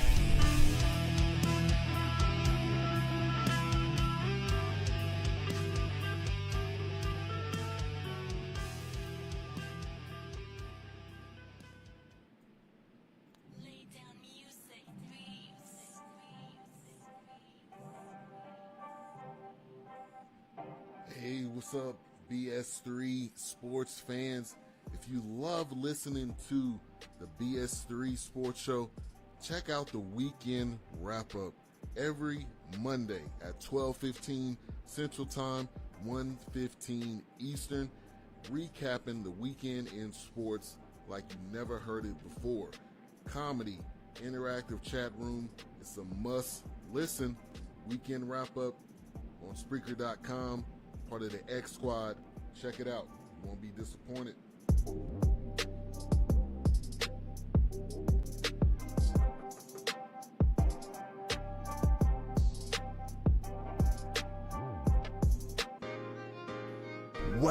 Well, what is up, Carolina Nation? This is John Felipe of the Carolina Cast, of course, the podcast of, by, and for the Carolinas. Whether it's the Panthers that keep on pounding, the fly natures of the Hornets, the storming Hurricanes, the battle of the Blues with Duke and UNC, the fight of the Clemson Tigers. Tune in for the Carolina Cast with me, John Felipe, Fridays at 7 p.m. Eastern Standard Time, right here on IE Sports Radio, your direct feed for all that is sports. Are you a fan of the best teams in the Buckeye State? Then this is a show for you. This is the State of Ohio Sports, where I, your host, Andrew Hagel, will bring you all the professional news as well as all things college from Northeast Ohio and Cleveland, all the way down to Southwest Ohio and Cincinnati, and even in the heart of the state in the state capital, Columbus. So if this sounds like the show for you, check out the State of Ohio Sports show every Friday at 2 p.m. Eastern Time, 11 a.m. Pacific on IE Sports Radio, your direct feed for all that is sports.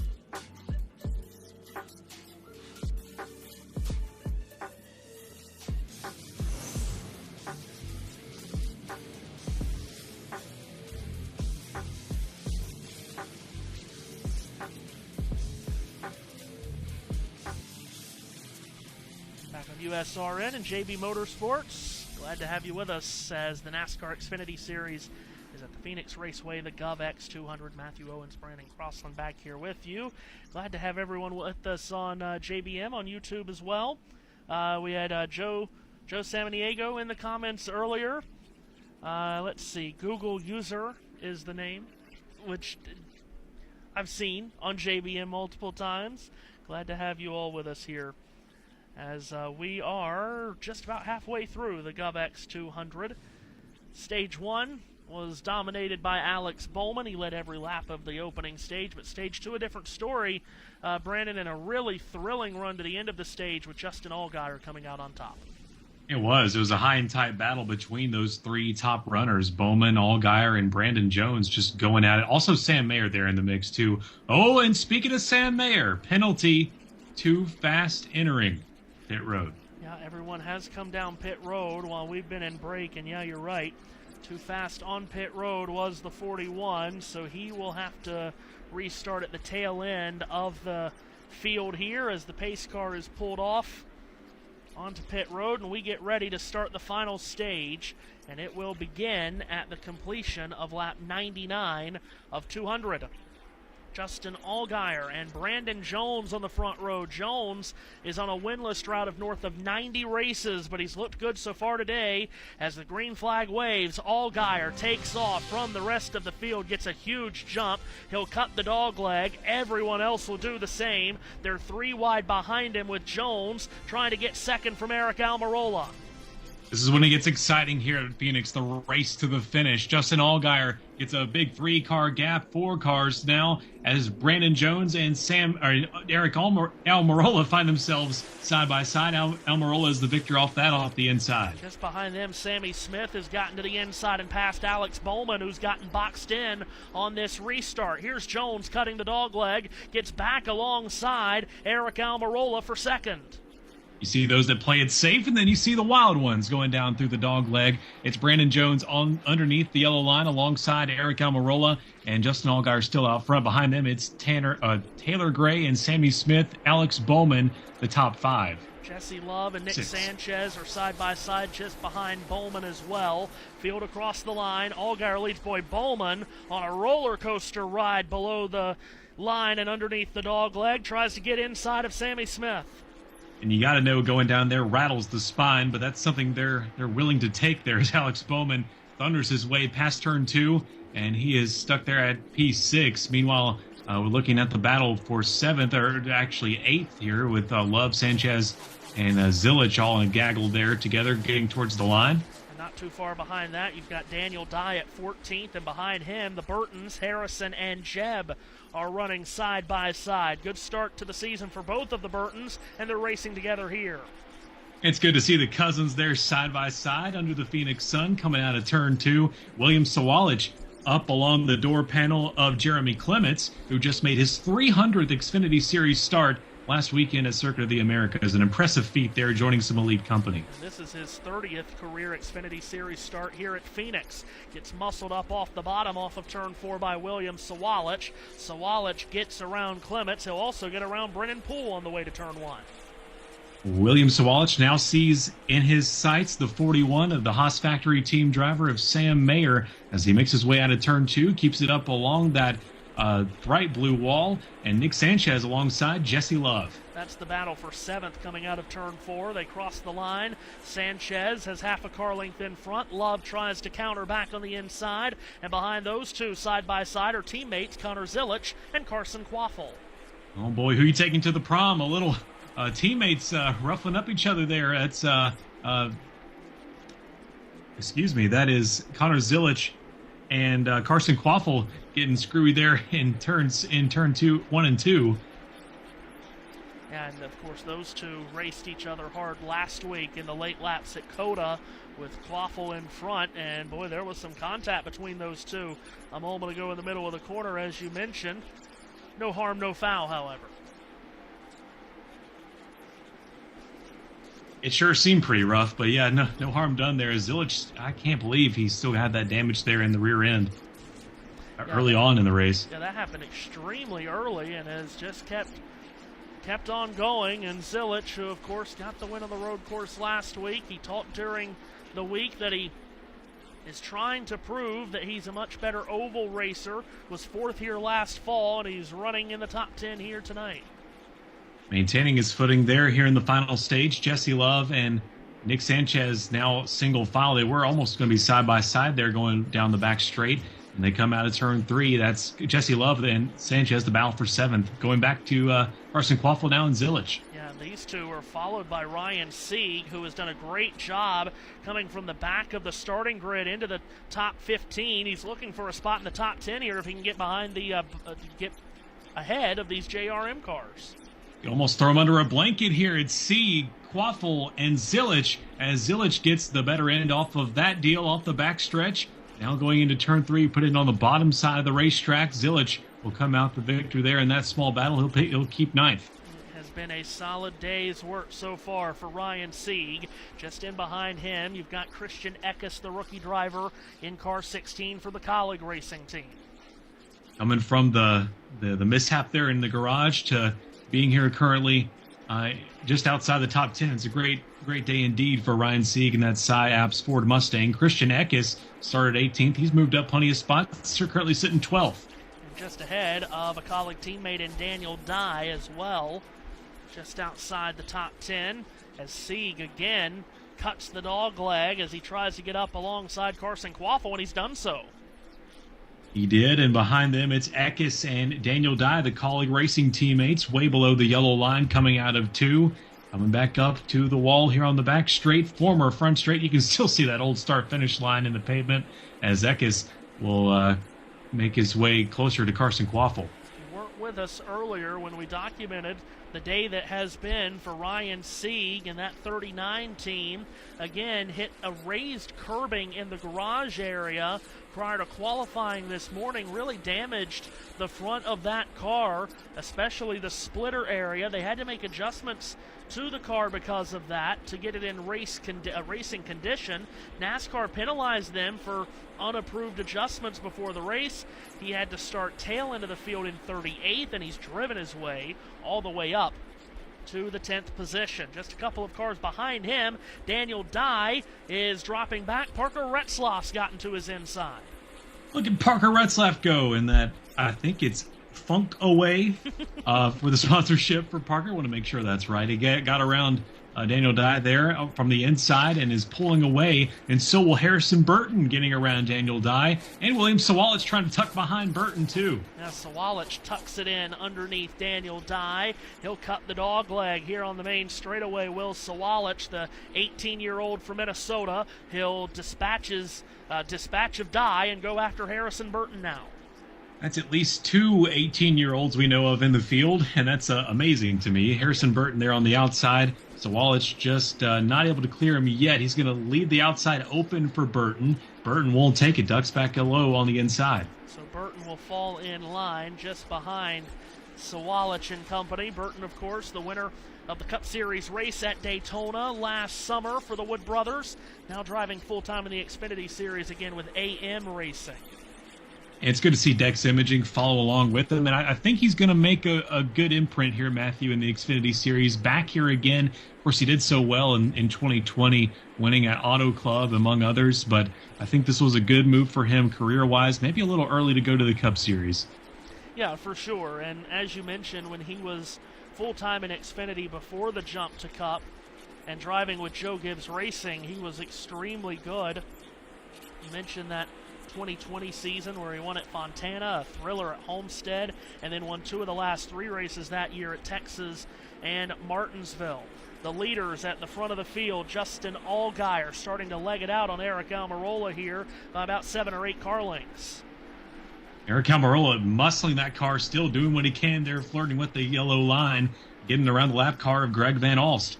Here, coming out of turn 2, that lime green Toyota Supra with the main primary there of the Young Life Toyota, and Almirola getting more limited starts here with Coach Joe Gibbs.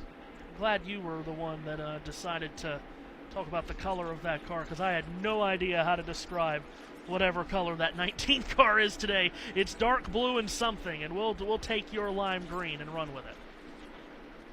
Meanwhile, Brandon Jones in absolutely highlighter yellow with the Menards. He's going to get on the inside of that also lapped car, Greg Van Alst. That's Brandon Jones in the podium 3rd spot, right behind Almirola and Allgaier. Van Alst, of course, the ARCA winner at Daytona from a couple of years back. What an emotional scene that was for the Indiana driver, and it's gotten him into the Xfinity Series for a handful of rides. Yeah, that was absolute lunacy there at Daytona, and that was just that was the best ARCA race there since. I don't know if we're going to top that for the next few years. Not sure.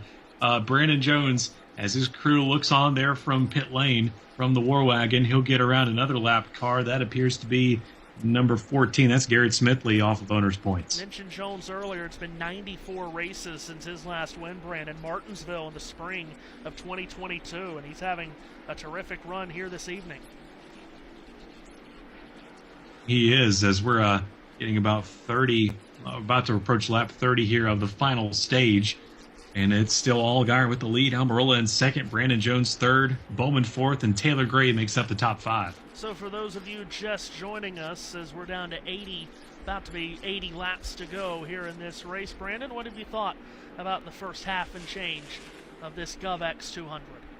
Well, it's showing us a lot of kind of what we expect from Phoenix, Matthew, at least for the Xfinity Series. You can get your big jumps there on the restarts, and then it's that slow, methodical chess match of just getting little increments of advantage throughout a longer run, and you see those different drivers who are able to take advantage of a long run as opposed to the short run guys.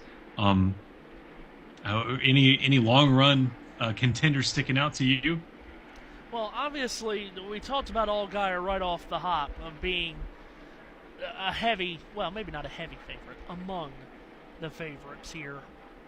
And no doubt Almirola and Bowman played into that too, but I've been very surprised by the run that we've seen from Brandon Jones, because it has not been a great start to the season. Talk about how he's gone nearly 100 races since he last won. It's been a tough run for Brandon Jones here of late, so pretty surprised to see that 20 car as high up the running order as we have him now in 3rd here in this final stage. Yeah, absolutely. That is the biggest surprise. I'm glad you brought him up, because, boy, has he been through just a revolving door. I mean, Menards is going to stay true to Jones, but, man, he's been from Gibbs to Junior Motorsports, now back to Gibbs. It's like, what is this all going to amount to? He's hoping that it amounts to wins, and so he comes back to Coach Gibbs now in the 20 machine, which was the All-Star car last year, I do believe. Yeah, now the 19 takes over that with Almirola in it here for this weekend. Of course, that 19 is going to be a contender all year long for the Owners' Championship. As here's Sammy Smith in turn 1. Brandon going after Taylor Gray for 5th. He is. Been kind of a quiet day for Sammy Smith there in that Pilot Chevrolet for Junior Motorsports and that DEI 8 which is lovely to see back this season in all its different ways, as he's nudging down the bottom side of Taylor Gray, trying to get around that OP300 Supra. It's been an up and down day for Taylor. Remember, he started 5th and in the opening laps fell all the way outside the top 10. There was a section there where he was losing 1 or 2 positions a lap, but he's been able to weather that storm, Brandon, and he's done well to get back up in to the top 5, now defending that 5th position from Sammy Smith.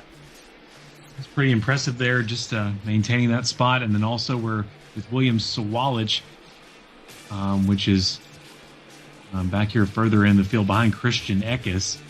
That is back at the 13th spot, or battle for 12th, rather, as they make their way back to the Cactus.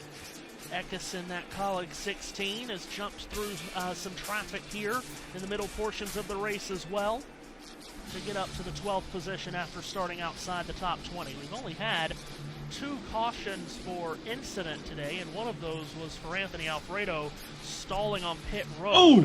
And that was the other one earlier. A very quick cut. The replay got me there. I thought it happened again. A very quick cut to the replay of Austin Hill, Sheldon Creed, and Dean Thompson's crash earlier. They should really give you. They should give everyone like a Fox cut. It did. Yeah, you're right. But that was, I was just leading to that. That was the second caution for incident today. What turned into a pretty grinding crash on a restart when Austin Hill clipped the inside retaining wall in turn 3 and ricocheted up into Sheldon Creed, and Dean Thompson was also swept up in it. Yeah, they should not have brought us on that so quickly. Anyway, Gray and Smith still battling for the 5th position. Speaking of Fox cuts, they cut away from that very quickly and battle outside the top 10 here, Brandon. Quaffle, Sawalich, and Eckes. I found something they like here. 3 in a row. That's Carson Quaffle, Eckes, and Sawalich. Sawalich on the left quarter panel of Eckes as they come back to the start stripe. Eckes fades up towards the top of the banking in turn 4. Both of these two following Carson Quaffle just outside the top 10 this scrap. Side by side, wide though. Eckes and Sawalich on the inside, Eckes on the outside. They're going to try to thread the needle possibly around Carson Quaffle. I thought they might go inside and outside on Quaffle and put him through the sucker hole, but not so. It'll be Sawalich on the inside again on Eckes. Again, Eckes climbs the banking up on the exit of turn number 4. Sawalich to his inside. Those two nearly have a coming together when they sweep up out of the corner. Sawalich cuts the dog leg. Eckes still has his nose in front. Here's Sawalich diving it down into turn 1. He'll stay there on the inside. Might get a 2-for-1 discount here in Avondale. Might get around Carson Quaffle as they come off of 2. He's on that back left quarter panel. He's going to try to force his way in the middle between Quaffle. And will not do so. He's going to stay there on the inside. He's going to get his way around him, though. Here they come to the stripe. Yep, Quaffle walked it up the track. Sawalich dives down underneath the yellow line, cutting the dog leg, and he will sweep up in front of Quaffle. Eckes and Retzlaff watching all of this happening behind him. Not the time to go full screen on board, looking back at William Sawalich. Boy, that tells us absolutely nothing that's going on. But that was a strong pass by Sawalich to get around Quaffle. Comes up out of turn number 4, and now Quaffle falls into the clutches of Eckes and Retzlaff just in behind as Sawalich moves forward, getting closer to cracking the top 10. I feel like the international feed doesn't exactly give us what the CW is doing. I think I've seen that same thing with the Fox broadcast and NASCAR's broadcast, the way they take it like that. But William Sawalich is all by his lonesome here, coming back to the line at lap 43 of the 110 here in the final stage. And again, the first 2 stages went 45 laps. This final stage, 110. And that does change up the way that this stage gets run from the first 2, Brandon, because it's so much longer, more than double the length of those first 2.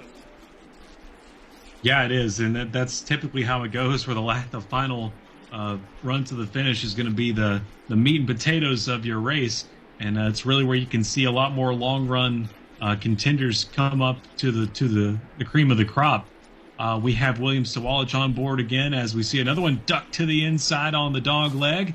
That appears to be the 4 of Parker Retzlaff. He's going to get his way around Eckes and might get Quaffle too. Coming out of turn 2, it's side by side, Retzlaff and Quaffle. No space for him in the end there between Eckes and Quaffle.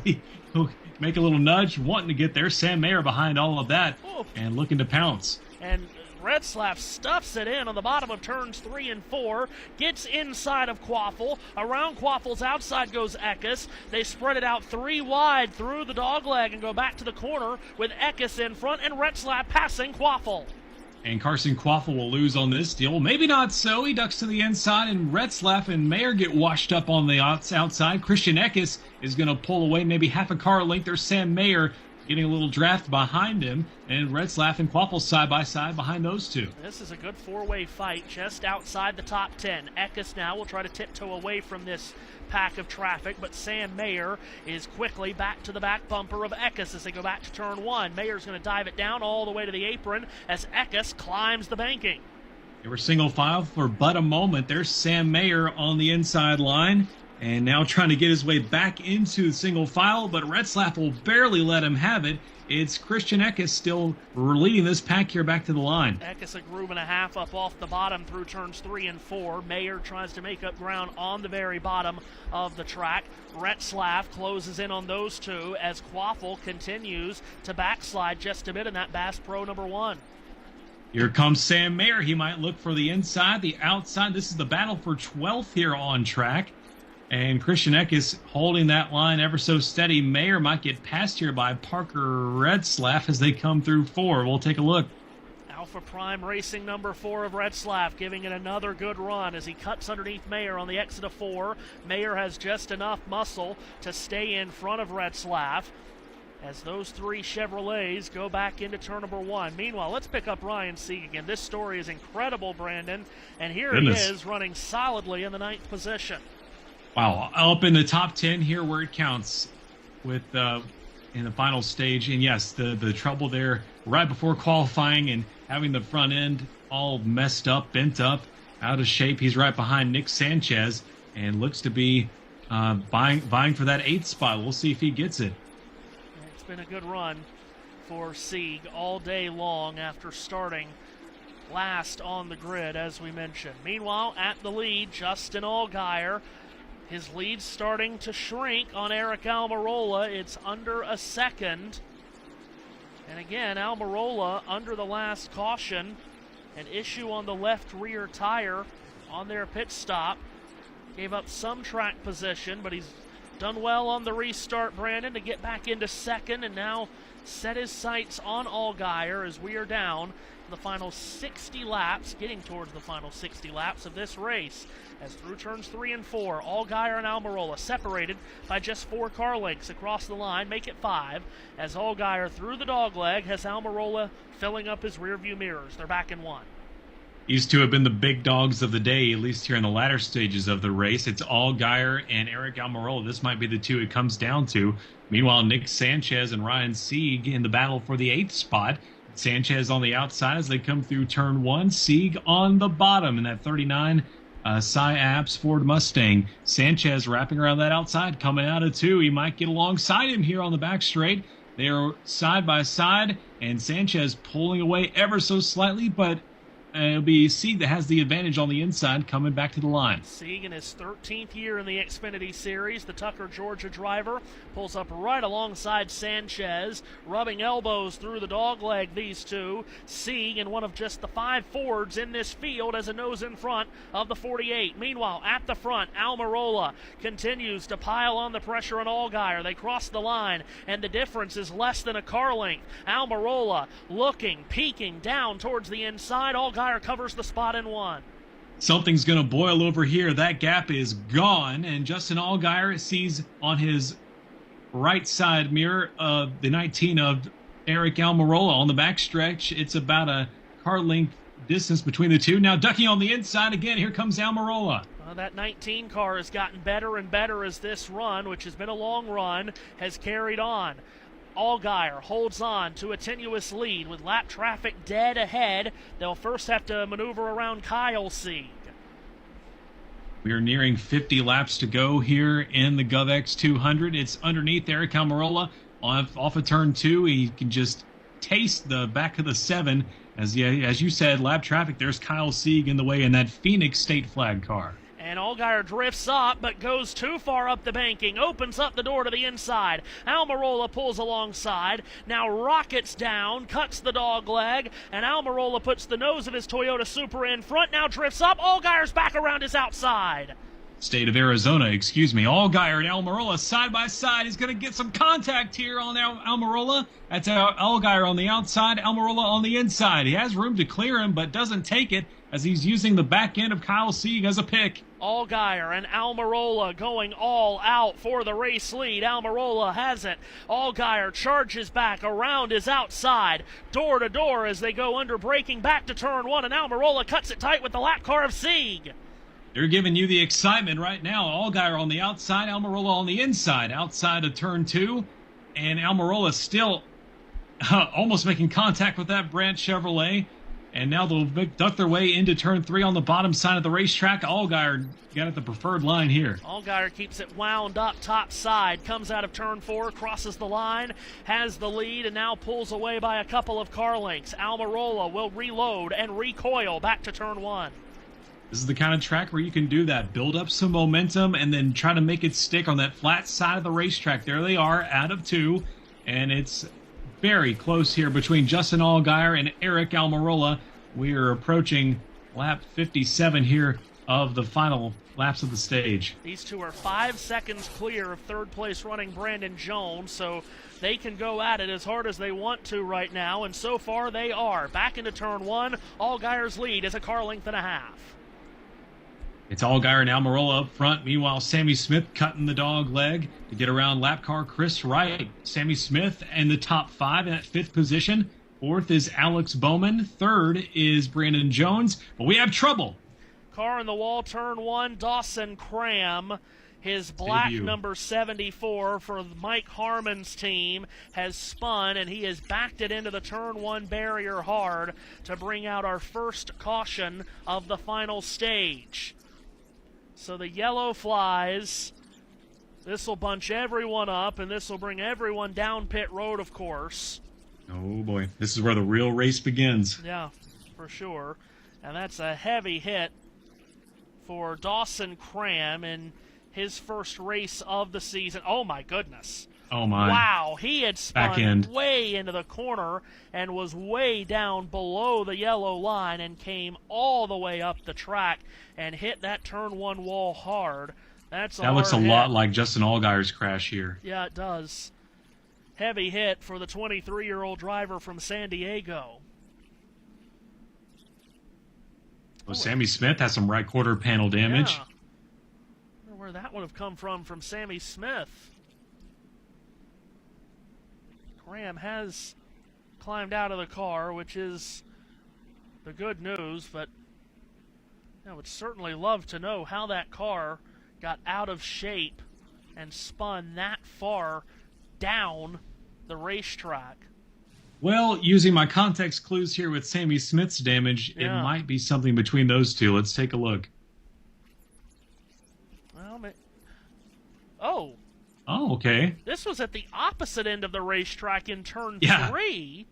Completely different. They got together, and then, assumingly, the next time they came back to turn one, Cram all by himself. Oh, wow. Hit that wall a ton. And by that time, the right rear is already flat. Tough to piece those two bits of contact together. I don't feel like we got enough evidence out of that. I don't think we did. I think you're right. We need more. I still don't really know what happened there. Yeah, we would like to see more, but I'm assuming they probably didn't have a lot of cameras focused in on Dawson Cram and Sammy Smith, not battling for position, of course. But, as we mentioned, this caution comes in at a time where it's going to bring all the leaders down pit road for what they will hope to be their final stop of the race. And we know how much track position means, so this will be a very important set of stops. See if pit road will be open this time around. If it is, we will see everyone in. Maybe not, with the cleanup still Safety going crew on. there in turn one. Let's see. Might still open up pit road. Yep, they are. Yeah, there they go. Pit road open. So these are big stops. Pit road, Kim. Yeah, and for Eric Almirola, he said he still needs more ladder. He said, I need something to lean on. Justin has way more to lean on, but he begged. He said multiple times, please do not hurt my turn. They're going to take fresh tires, slight air pressure adjustment. Looked like a little slow on the right rear there as we move to Brandon Jones. Brandon said he just feels like he's somewhat disconnected overall. The team told him the roll speed entry to center was the weakness. Dylan. And Ken, for Justin Allgaier, his biggest request, don't hurt my security, but he said he was tight in the apex, loose on corner exit. Jim Pullman going to make an air pressure adjustment to help the center turn. Alex Bowman also wants to turn the center better. They fixed a couple problems in the last couple of stops, but he's still tight. They'll make an air pressure adjustment as well on the 17. Execution is huge. And now the race off Progressive Pit Road. Allgaier wins the race off of pit road ahead of Bowman, Jones, Gray, and Love. What happened to Almirola? 7th off of pit road for the 19 car. Oh, that's got to be horrible there for the 19 camp, losing 5 spots off of pit road. Meanwhile, the big winner, Nick Sanchez, grabbing 3 spots. He'll be in the 6th position when we restart here from Avondale. Oh, boy. Big sequence there. Allgaier's team holds serve on pit road. Eric Almirola's does not. We'll take a break and be back for what will be a key restart as we're in the final stage here at Phoenix. Home to the Premier League, Bundesliga, the UEFA Champions League, USA Soccer, the 2024 UEFA European Championships, the 2024 Copa America, the 2025 FIFA Club World Cup, and the 2026 FIFA Men's World Cup. Soccer's biggest events live on USRN. Elliott to the outside of Michael McDowell. Ryan Blaney, though, still leading. Coming for the Bell lap. Ryan Blaney leads. This is Seth Eves. You're listening to USRN on Mixler.com and the Mixler app. Hey, what's going on, everybody? Vince Wright, the sports governor from the great state of Minnesota, and I want to thank you for listening to Sports Done Right. Make sure you're checking us out on all of our platforms, whether it's Spreaker.com, XSquadAffiliates.com. We're also heard on the Stewart Media and Entertainment Network, so keep it tuned here. More great things coming from Sports Done Right.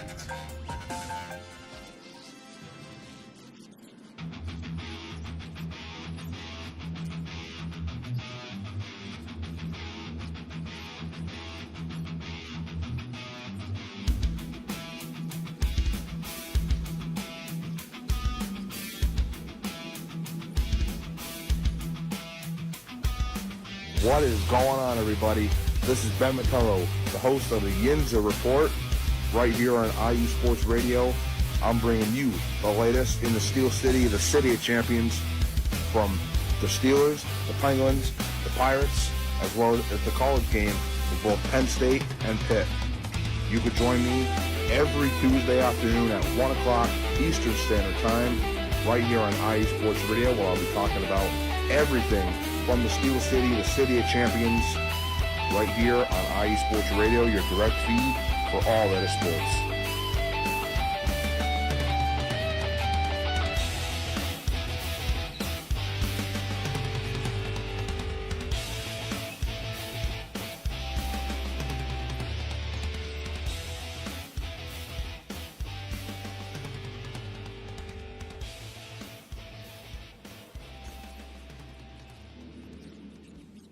What's good, everyone? It's Drosky, the host of Heart of Texas Sports on IE Sports Radio, your direct feed for all that is sports. On this station, we cover everything in the Dallas-Fort Worth, Texas area. From where we cover the Dallas Cowboys, the Dallas Stars, Dallas Mavericks, Dallas Wings, Texas Rangers, TCU, SMU, we cover it all right here every Wednesdays from 9 to 10 p.m. Central Time. Make sure you stay live with me on the Heart of Texas Sports on IE Sports Radio, your direct feed for all that is sports.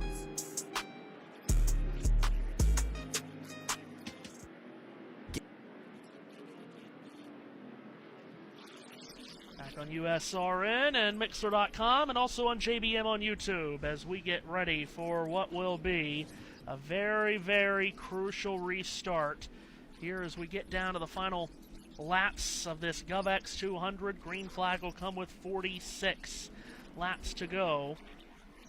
And during the pit stops, under this caution, Justin Allgaier's team held serve. Eric Almirola, who was battling Allgaier for the lead before the caution, did not. And the 19 team lost multiple positions. So on the restart, it'll be Allgaier on the inside of row 1. Alex Bowman to his outside. Taylor Gray and Brandon Jones in row 2. Almirola's in row 3. Green flag waves. Allgaier takes off, nails the restart, and he'll cut the dogleg along with 30 others behind him. They're side by side for second with Gray and Bowman into the turn.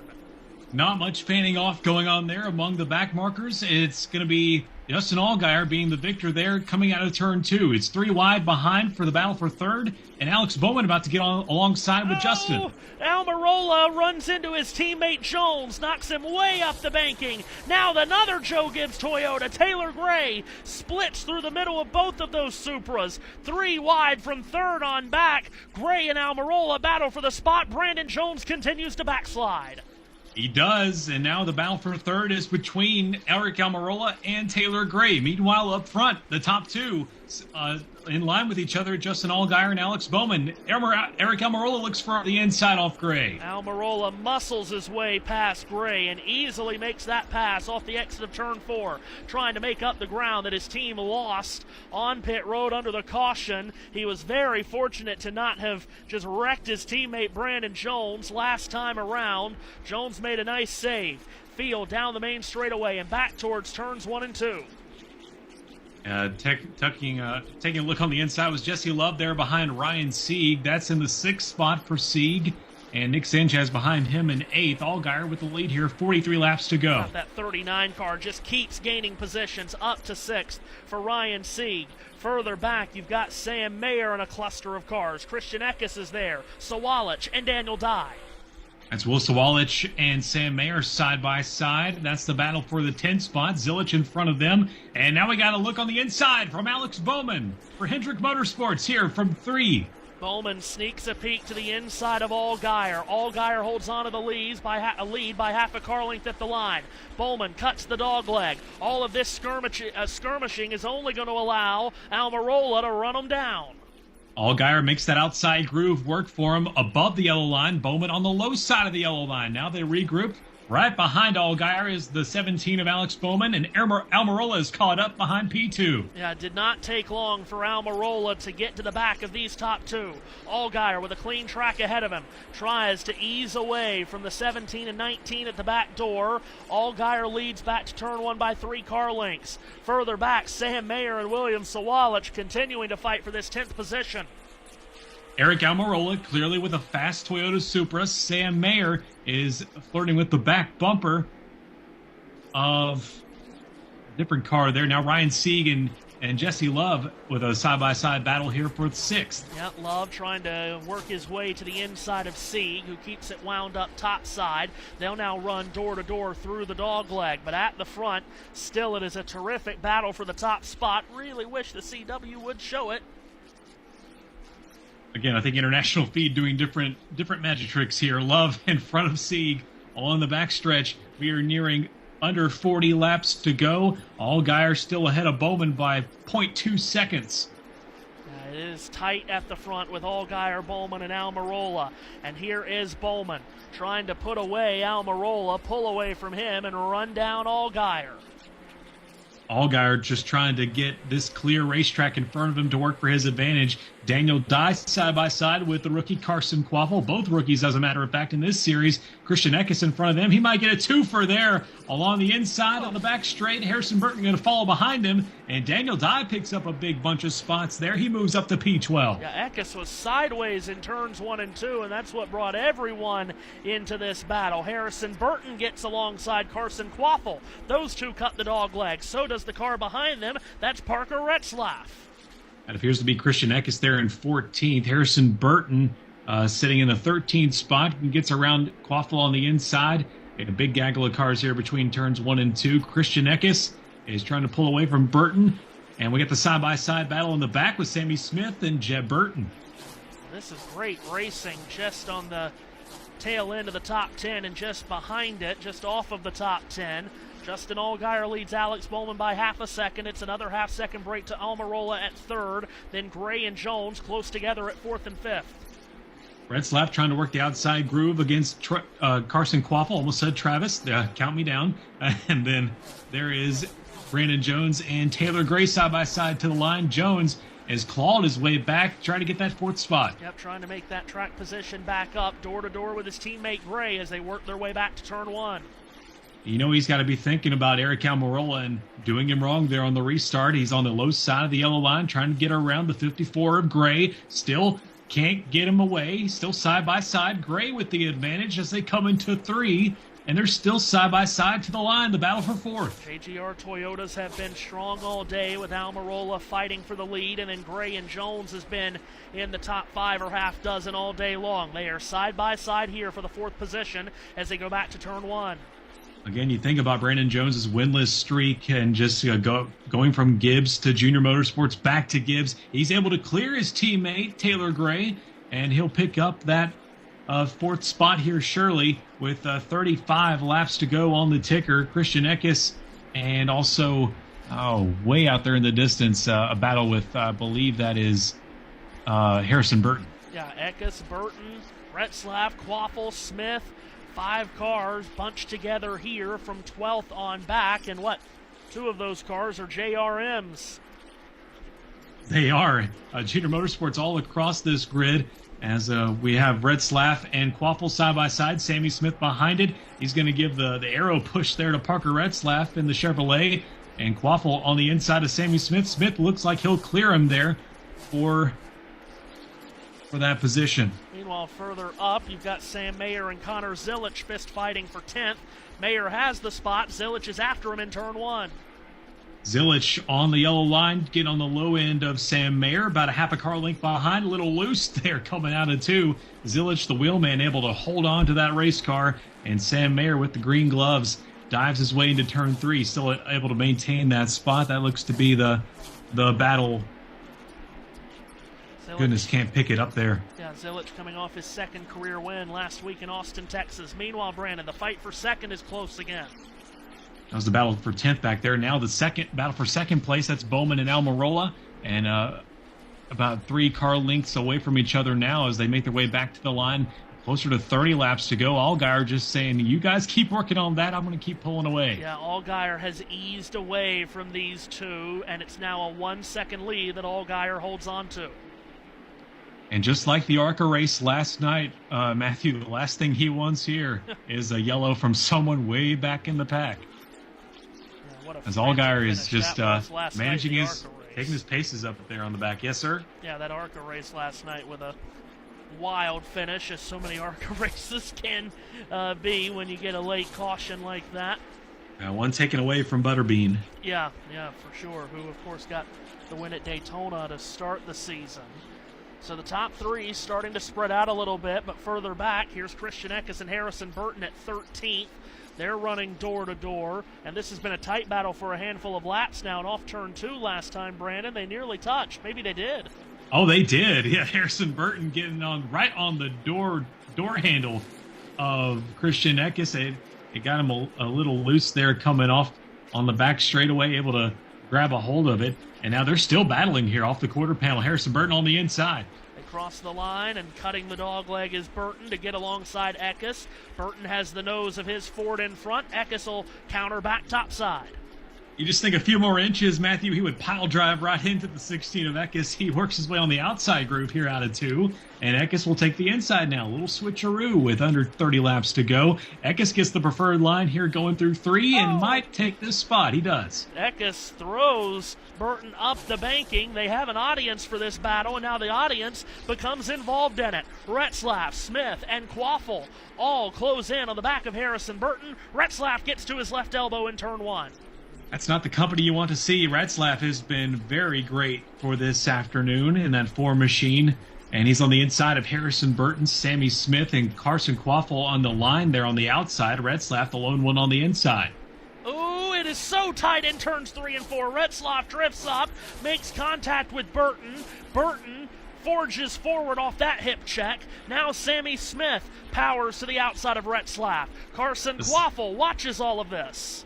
This is the battle of 14th, 15th, and 16th, and 17th. You just put them under a blanket there as they come out onto the back straightaway. Harrison Burton leading the bunch. Now side by side, Retzlaff and Carson Quaffle as they come back down the back straightaway into turn 3, and Retzlaff will gain the advantage. Yeah, in the space of a mile, Retzlaff lost out in the battle to Burton, then also got passed, as we mentioned, by Smith, and now having to battle hard with Quaffle. Meanwhile, further up, Nick Sanchez has been in the top 10 all day long, Brandon, and he still is as he runs 9th. That's something to take note of for this season, I believe. Nick Sanchez, unfazed by this entire race, able to stay up there, restarted 7th. He's currently 9th, so dropped back a little bit, but like you said, has not been out of the top 10, and a big statement here for Big Machine Racing.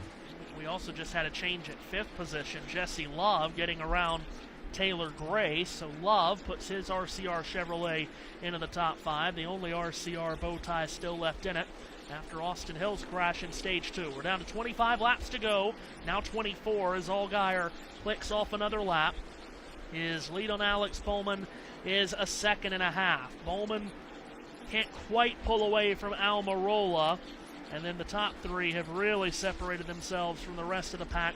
Brandon Jones in 4th is 4 seconds back. Jesse Love is 6 seconds back in the 5th position. So, from that wild restart, Almirola trying to pick up all that lost ground on pit road, Brandon. He did well to get up to 3rd, but could not get any further up as Allgaier and Bowman have been able to hold him off. They have, and meanwhile back here looks like Connor Zilic is trying to fight Sam Mayer for this 10th spot. Looks like they fixed that back end damage that he got early on as he's getting ever closer, actually getting around lap traffic of Greg Van Alst. But it'll be more lap traffic that Sam Mayer's dealing with there in the 10th spot as we look on board with Daniel Dye. 22 laps to go. Just want to remind you, every race of the NASCAR Xfinity Series season will be here on USRN2 for you throughout the year, and of course on JBM on YouTube. Next week we'll be in Las Vegas for the LaYuna. That is the name of the race. There is no mileage number at the end of it. It is the LaYuna next Saturday. You don't need it. You don't need it. 4:30 p.m. Eastern Time next Saturday from Las Vegas, and the rest of the March through March will include a run at the Homestead Miami Speedway on March 22nd. On March 29th, we'll be in Martinsville, Virginia. Tight racing. What's wrong? In turns. You don't know how long a LaYuna is? You know, I don't. It's listed here as 200 laps, 300 miles, so I will take them for their word for It's the a metric LaYuna. system thing. We wouldn't understand. That's right. Let's pick up a tight battle in turn 2. Harrison Burton and Sammy Smith. This is at 14th. That's Chevy versus Ford here with 20 laps to go as they are side by side, and they're still continuing to be so here as they make their way back to the stripe. No clear advantage between the two. Smith getting a little loose there off of 4 rather, and it's just amazing how they're able to keep that together.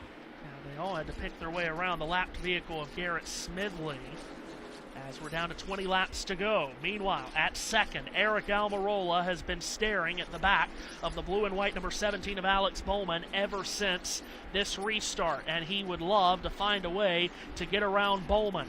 The difference between these two in turn 1 is 2 car lengths. It's your one current NASCAR Cup Series driver and then one retired NASCAR Cup Series driver going at it here for the battle for second. And Almirola sees about 4 car lengths between him and Bowman.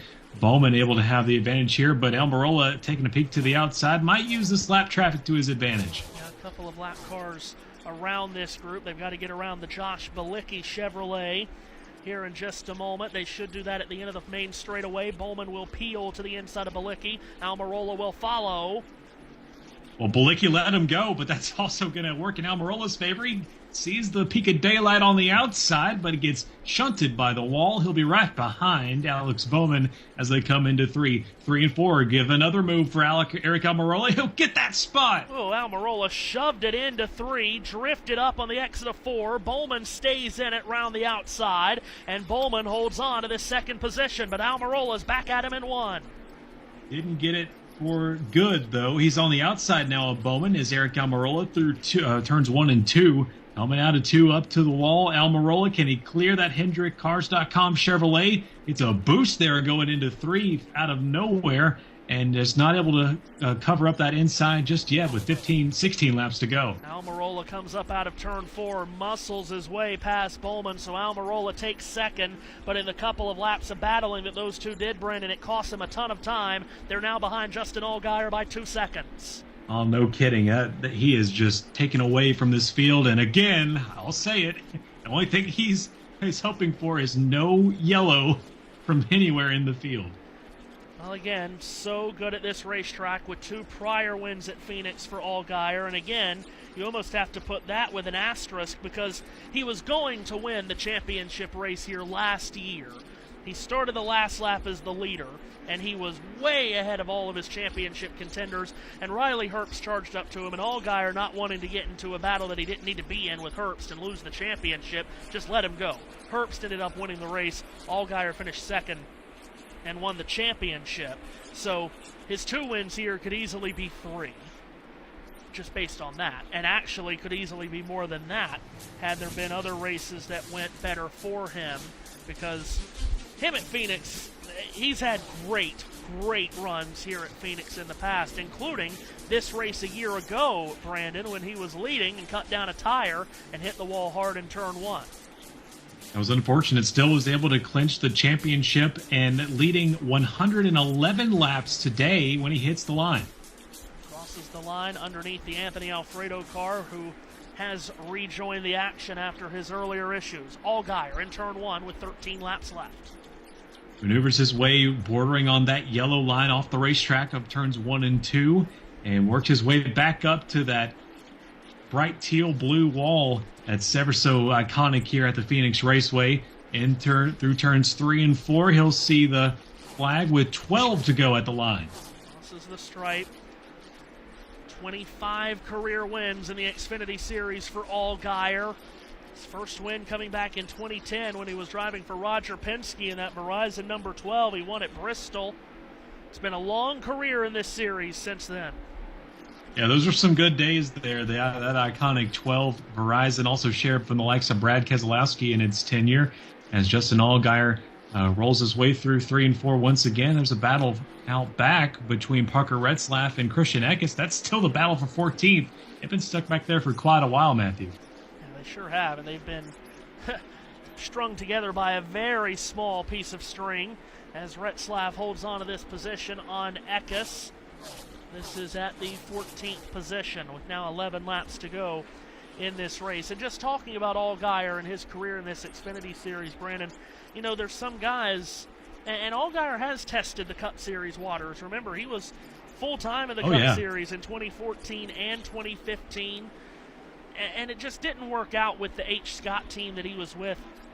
Comes back down to the Xfinity Series, and he's really made a career here, and there's absolutely nothing wrong with that. We've had guys make great careers out of Truck Series, in the Truck Series, like Ron Hornaday, Jack Sprague, Mike Skinner, and so on. Same here in the Xfinity Series. There's a lot of guys that have just had great, long careers in this series. You think of guys like Jason Keller, Randy LaJoie, guys like that. Justin Allgaier is a modern-day version of those guys. Kenny Wallace also spending a lot of time here in the secondary tier of NASCAR's highest level. He shares. He's going to be sharing that honor with a lot of those other guys. You mentioned Jason Keller. He also came to mind. And as he's under 10 laps to go, we see some squirreliness here from Carson Quaffle. He might have trouble. I think he might have a right front tire down. This is unbelievable. Second week in a row for Quaffle. Remember, Quaffle was battling for the win with Connor Zilich in the late laps last week at Coda and cut down a right rear tire. Now in the late laps at Phoenix, certainly not battling for the win, has a right front tire go down, and he will have to come to pit road. And it's 2 weeks in a row for Quaffle, who's going to fall well outside the top 20 in the late laps due to a cut tire. Oh, just unfortunate. But thankfully, for the case of his teammate, was able to safely make it to pit road. Yeah. And we're still under green. Yeah, you're right about that. Allgaier just hoping and praying that everything stays green over these last 6.5 laps. Hasn't been the greatest start to the season for Allgaier. He was 18th at Daytona, 29th at COTA last week. Between those two races, he was second to Austin Hill in Atlanta. Here he is across the line, clicking off lap 194. 6 laps remain. His lead on Eric Almirola, Brandon, it's shrinking, but it's still comfortable at a second and a third. Managing that Brandt Chevrolet. It's at that cherry red with the white accents around turns 1 and 2. Meanwhile, back in the second position, 1.3 seconds off the lead, is Eric Almirola in the 19 Joe Gibbs machine on that Toyota coming around turn 3, hugging that yellow line. Allgaier sees 5 laps to go. No doubt the top 2 drivers, Allgaier and Almirola, they have been the best cars here all day long, and they jousted for the lead on a couple of occasions. And it's Allgaier who's come out on top here when it's mattered the most. Allgaier going to make his way around some more lap traffic on the inside. A good sportsmanship giving him the room. That's the number 45 machine of Mason Massey. Along the back straightaway, Eric Almirola also gets some help from the back, from the ones that are lapped down. That looked like to be Leland Honeyman. So Almirola picks his way through, closing in on Allgaier, but he's not closing in fast enough. It's 1.2 seconds. Oh, and we get a yellow! Oh, goodness. I told you it was coming. Oh, and it's in the middle of turns 3 and 4. Nick Lights has crashed. And the caution comes out with just 4 laps to go. And this is why we can't have nice things. And now we're going to get decisions from all of these crew chiefs. You have to think surely they have to come to pit road, right? Yes, and you surely have to think that they prepared for such an occasion. It's almost inevitable. As we all watched last night, the ARCA Menard series, this same sort of scenario happening, although that led into overtime. This with 7 laps to go on the board. Oh, and that's self-spin. Oh, man, yeah, he cut down a right rear tire. See, that just as easily could have happened to Carson Quaffle. Thankfully, he was able to keep the wheel on it, but not so there for the 07. Right on the exit of turn 4, came to a halt right at the start-finish line. Yeah, the flagman didn't need binoculars to see that one. It was just feet in front of him. Wow. That's a sketchy place to be stuck. And now overtime coming. And we'll see what these leaders do. Will they come to pit road, or will they risk staying out and restarting on old shoes? I would say, heck no. Yeah. I'm not moving an inch. Speaking of shoes, the one that spun was sponsored by Vans Warped Tour, celebrating 30 years. Wow. They got their screen time. So Allgaier's lead, as we mentioned, it was shrinking, but it was still comfortable at a second and a quarter, evaporates with the yellow. Unreal. I'm still trying to figure out what it is that's on Justin Allgaier's car. Is it like sheep? Is it milk? What is it? That's a good question. There's usually corn there, but I really can't tell for the life of me what is there. It's usually farm related, so I was going with like sheep or something. I'm still trying to figure that out. Maybe if he gets to victory lane, we'll be able to see. Maybe. Pit road's still not open as the cleanup crew still right on pit entrance. It's been nearly 50 laps since these drivers were on pit road. They went about 45 green flag laps on these tires. And and Matthew, I'm just noticing Almirola has J.D. Gibbs' name there on the driver's side. Of course, tire degradation so huge at this track too. You don't get a strong feeling that you would be able to go 2 laps on old tires and hold on to the lead. See the scuffs that the Allgaier crew is sitting on their own pit wall. Those do not look like something I'd want to put on. That's true. I wonder if anyone even has a set of stickers to put on the car, because of course you don't have unlimited sets of tires. No, like you do in the you've Cup got series. so many amounts. Yeah.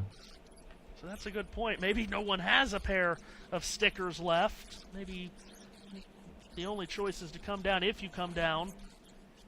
So it's Allgaier, Almirola, Bowman, Brandon Jones, and Gray, the top 5.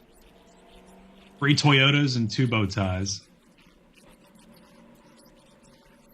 Man, oh man, what? Justin Allgaier has been around long enough to know this feeling about 3-4 laps away from winning and a caution comes out. Oh boy, does he. So just waiting for pit road to be opened here to see if anyone comes in and who will risk staying out, if anyone, of course. Oh, please forgive my stupidity. With 7 laps to go at the yellow, we are going to overtime, and we get a zoom in there on that car. I still can't tell. It's cotton. Is that what it is? It's cotton. Okay. It's cotton. Okay. Very good. We got our answer. There you go. That would make sense. With the Brandt sponsorship, as you mentioned. Normally it is Right. corn, and it's very easy to pick out. I guarantee you the corn will be back on for Iowa. I think you just did a pun there, and you didn't mean to. It's easy to pick out. Oh, yeah. See, I did. We'll say that was purposeful. It's easy pickings.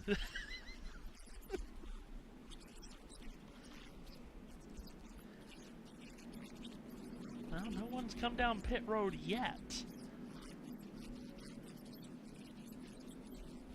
Justin Allgaier looking for his 26th career NASCAR Xfinity Series win. It would be his 3rd at Phoenix. Of course, the overtime rules we know well. Unlimited attempts at a clean restart, and a clean restart defined as the leader and only the leader receiving the white flag. If the leader does cross the line to start the final lap, the next flag ends the race. We know that rule quite well after the start of the season, whether it's yellow or checkered. If a yellow comes out before the leader takes the white flag, we will re-rack everyone up and do it as many times as we need. With a name like Little Gator, you'd think Justin Allgaier would be from Florida, but that would be where we're all wrong. He's from Spalding, Illinois. Yeah. And no one came down pit road among the leaders here, so everyone at the front, it looks like, has stayed out. The only drivers that came to pit road, I thought I saw Christian Eckes. Yeah, Eckes is there. Josh Williams, Jeb Burton, guys that were outside the top 10. Going to look at that restart again. Kind of a preview maybe of what we'll see. No, it's not, absolutely not a preview of what we're about to see. I said at that restart, Matthew, that was like the tamest Phoenix restart I've seen in a while. Well, remember, Allgaier winning the championship here last November had to do it through an overtime restart. That's true. Where there was all kinds of carnage behind him. I think he actually he got hit from behind on the restart by Austin Hill, survived it all, finished the race second and won the championship behind Riley Herbst. Debris cleaning right behind the start-finish line that's keeping us here under caution from that the incident there with the 07, the self-spin off of Nick Lights.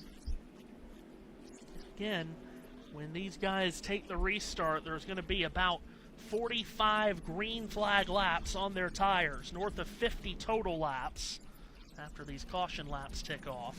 So these are going to be old tires. We have not had a restart today with tires this worn, so going to have to get through the restart zone cleanly. And again, that's difficult in its own right, Brandon, because the restart zone here is in the corner. It's on the exit of turn 4, so you're still turning the wheel as you accelerate through that restart zone. I feel like in hindsight we're going to wish we had you on the comms yelling at these drivers, hey, this is the first restart we've had today on worn tires, just so you know. Yeah, going to be extremely easy to spin the tires here on this restart. And then, of course, if you get through that section, then you've got the dog leg, who everyone will be cutting. And we could get into turn 1, I don't know, 5 wide. We're going to see 6 wide. Do we hear 7? I hear 7. Do I hear 7? 7, my lord. Oh, my. A reminder, tomorrow on USRN, it's the NASCAR Cup Series Shriners Children's 500 here at Phoenix. Live on USRN, 3 p.m. Eastern Time, and on JB Motorsports as well on YouTube.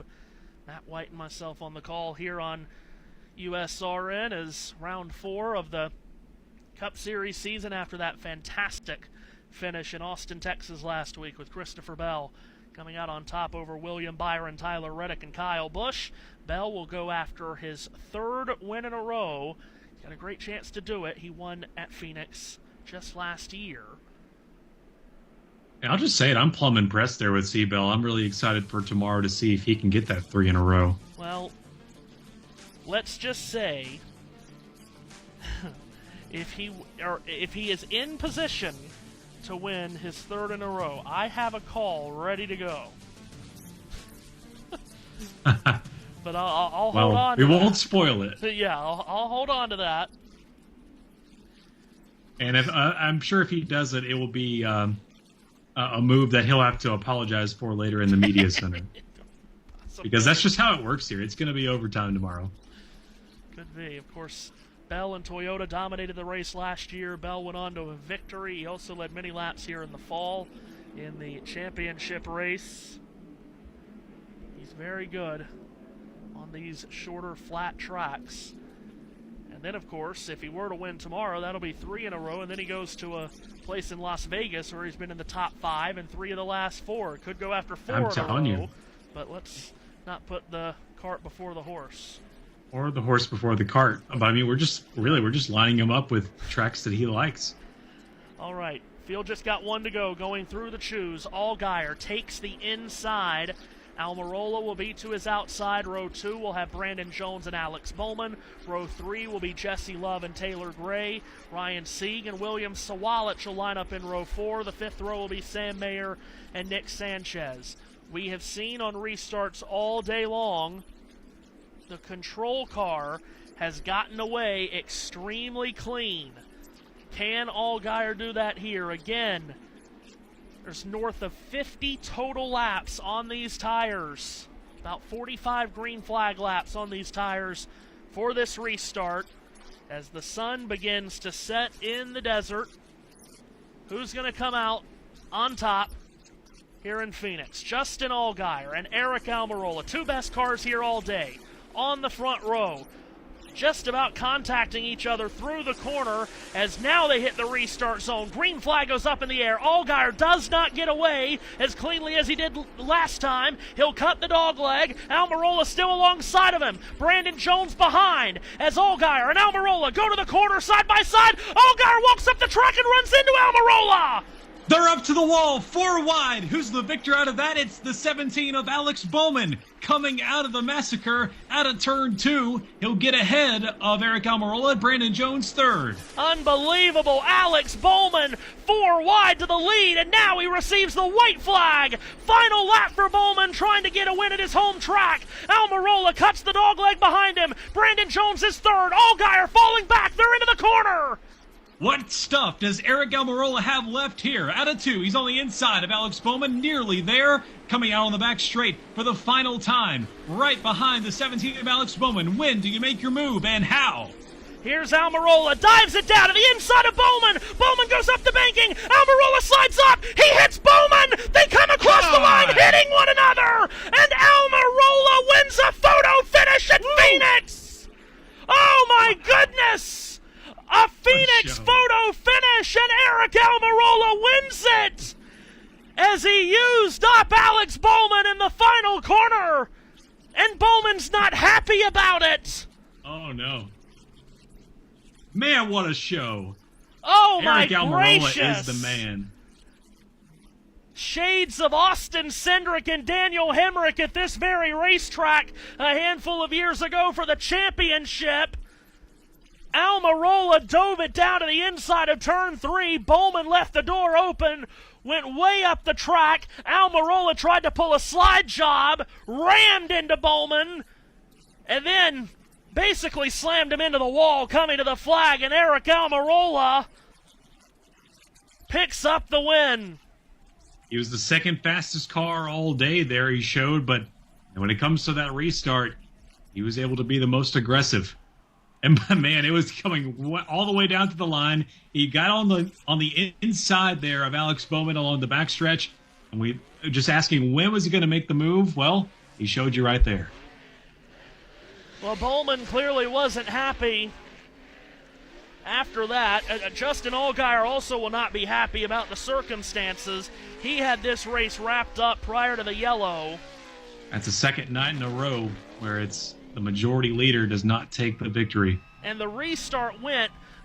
We set the restart up really well. The old tires played a factor in the restart because Allgaier could not get away. And when they went into the corner side by side, Allgaier washed up into Almirola. That made it 4 wide in turn 2. Bowman came out on top. And then the last lap, Bowman did not put together a perfect last lap, and Almirola took advantage of it. And I believe Eric Almirola is our driver from Alva, Florida. And again, the NASCAR Xfinity Series just puts on amazing racing. The margin of victory at the line, 45 1/1000ths of a second, as Almirola was dirt tracking the car off the corner, slid up, pinched Bowman into the wall, and they came across the line. You know, the move there for Almirola, that wasn't like I'm ramming you into the wall. That was getting loose, and that just it was the byproduct there off of Bowman. Yeah, that's right. Almirola That's the way I celebrates see it there. with his family down on the track, and we'll hear from him. School baseball team. Eric said he wanted a new bat, so we got him one. Maybe another. Yeah, I was going to say he might have maybe a new glove is next. Right. Got that Reds hat on, maybe watching some spring training baseball out here. Oh man. The other side of the story right there, the guy that dominated the race and was in position to win before that caution comes out. Now Allgaier ends up 5th. Eric Almirola, career win number 8, comes at Phoenix, Kim. And the first win of the season for him. His son Alex with the checkered flag. Abby taking the helmet back to the car. Man, survived an overtime restart. Drag race to the finish with Alex Bowman. How did you hold him off? I just knew I needed to get from there to here first. Yeah, I knew I was going to use them up a little bit, but trying to win the race, and you know, I feel like it was warranted. I didn't think I did anything overly egregious. I just throttled up, and I knew it was going to be a drag race to the start-finish line. So just so proud of all the guys on this team. Our Young Life Toyota GR Supra was awesome, as fast as the Xfinity Internet. Thank you, everybody at Toyota. Thank you so much to Coach, and what a blessing this is. It is so much fun to come and drive these race cars. Every single time I get in, I feel like I got an opportunity to win, and I get to represent Jesus Christ and point teenagers and young adults to Christ with Young Life. And it's just, I didn't know what I was doing 2 weeks before Daytona. I was planning on you know, just helping at JGR and volunteering at church, and I got a phone call to come run some races. So what an opportunity, and so proud of Seth and all the guys on this team, everybody back at Joe Gibbs Racing that's building these race cars. Just having fun. This is so awesome. I get to do this with my family, and yeah, I'm just having a blast. Congratulations. Thank you. He mentioned Seth. That's Seth Chofka's crew chief. Alex, wave that flag! Dylan. And Kim, on the flip side is Alex Bowman, who comes home in the 2nd spot tonight. You gave him the bottom on entry to 3 down here. Fair or foul, how it ended ultimately? I mean, I would have hoped that he would have given me a lane on exit, but he just exited like I wasn't there, which he was better than us for sure, but just tried to capitalize on that restart and trying to win the race, and got shoved in the fence, and the race car's destroyed. So bummer for that, but hats off to the HendrickCars.com crew. Everybody did a really good job. It's my first time working with Adam, and that was a lot of fun. Wish Mr. Hendrick had a win there, and I was just really loose in. I kind of melted the brakes off the thing behind the 7 earlier, the last run, and couldn't get in the corner like Eric could. And I don't know if he had me arrow loose into 1 or if I just got loose myself, but I about spun out down there and figured my best bet was going to the outside there, trying to get off the corner, and yeah, there was no lane there anymore. So bummer, but you'll have that in big-time auto racing. One spot short today for Bowman. Absolutely fantastic end to that race. We never, ever, ever underestimated what a great Xfinity we have here. Well, my thanks to all of you for tuning in. Reminder, tomorrow we'll be live for the Cup Series here on JB Motorsports, myself, alongside Josh T and Jack as well. Xfinity once again delivers here. We thank you very much for your company. My thanks to Matthew Owens and Matthew Bro as well. Fantastic commentary by them too. What a duo. We'll see you tomorrow for all of the action for the Cup. Bye-bye.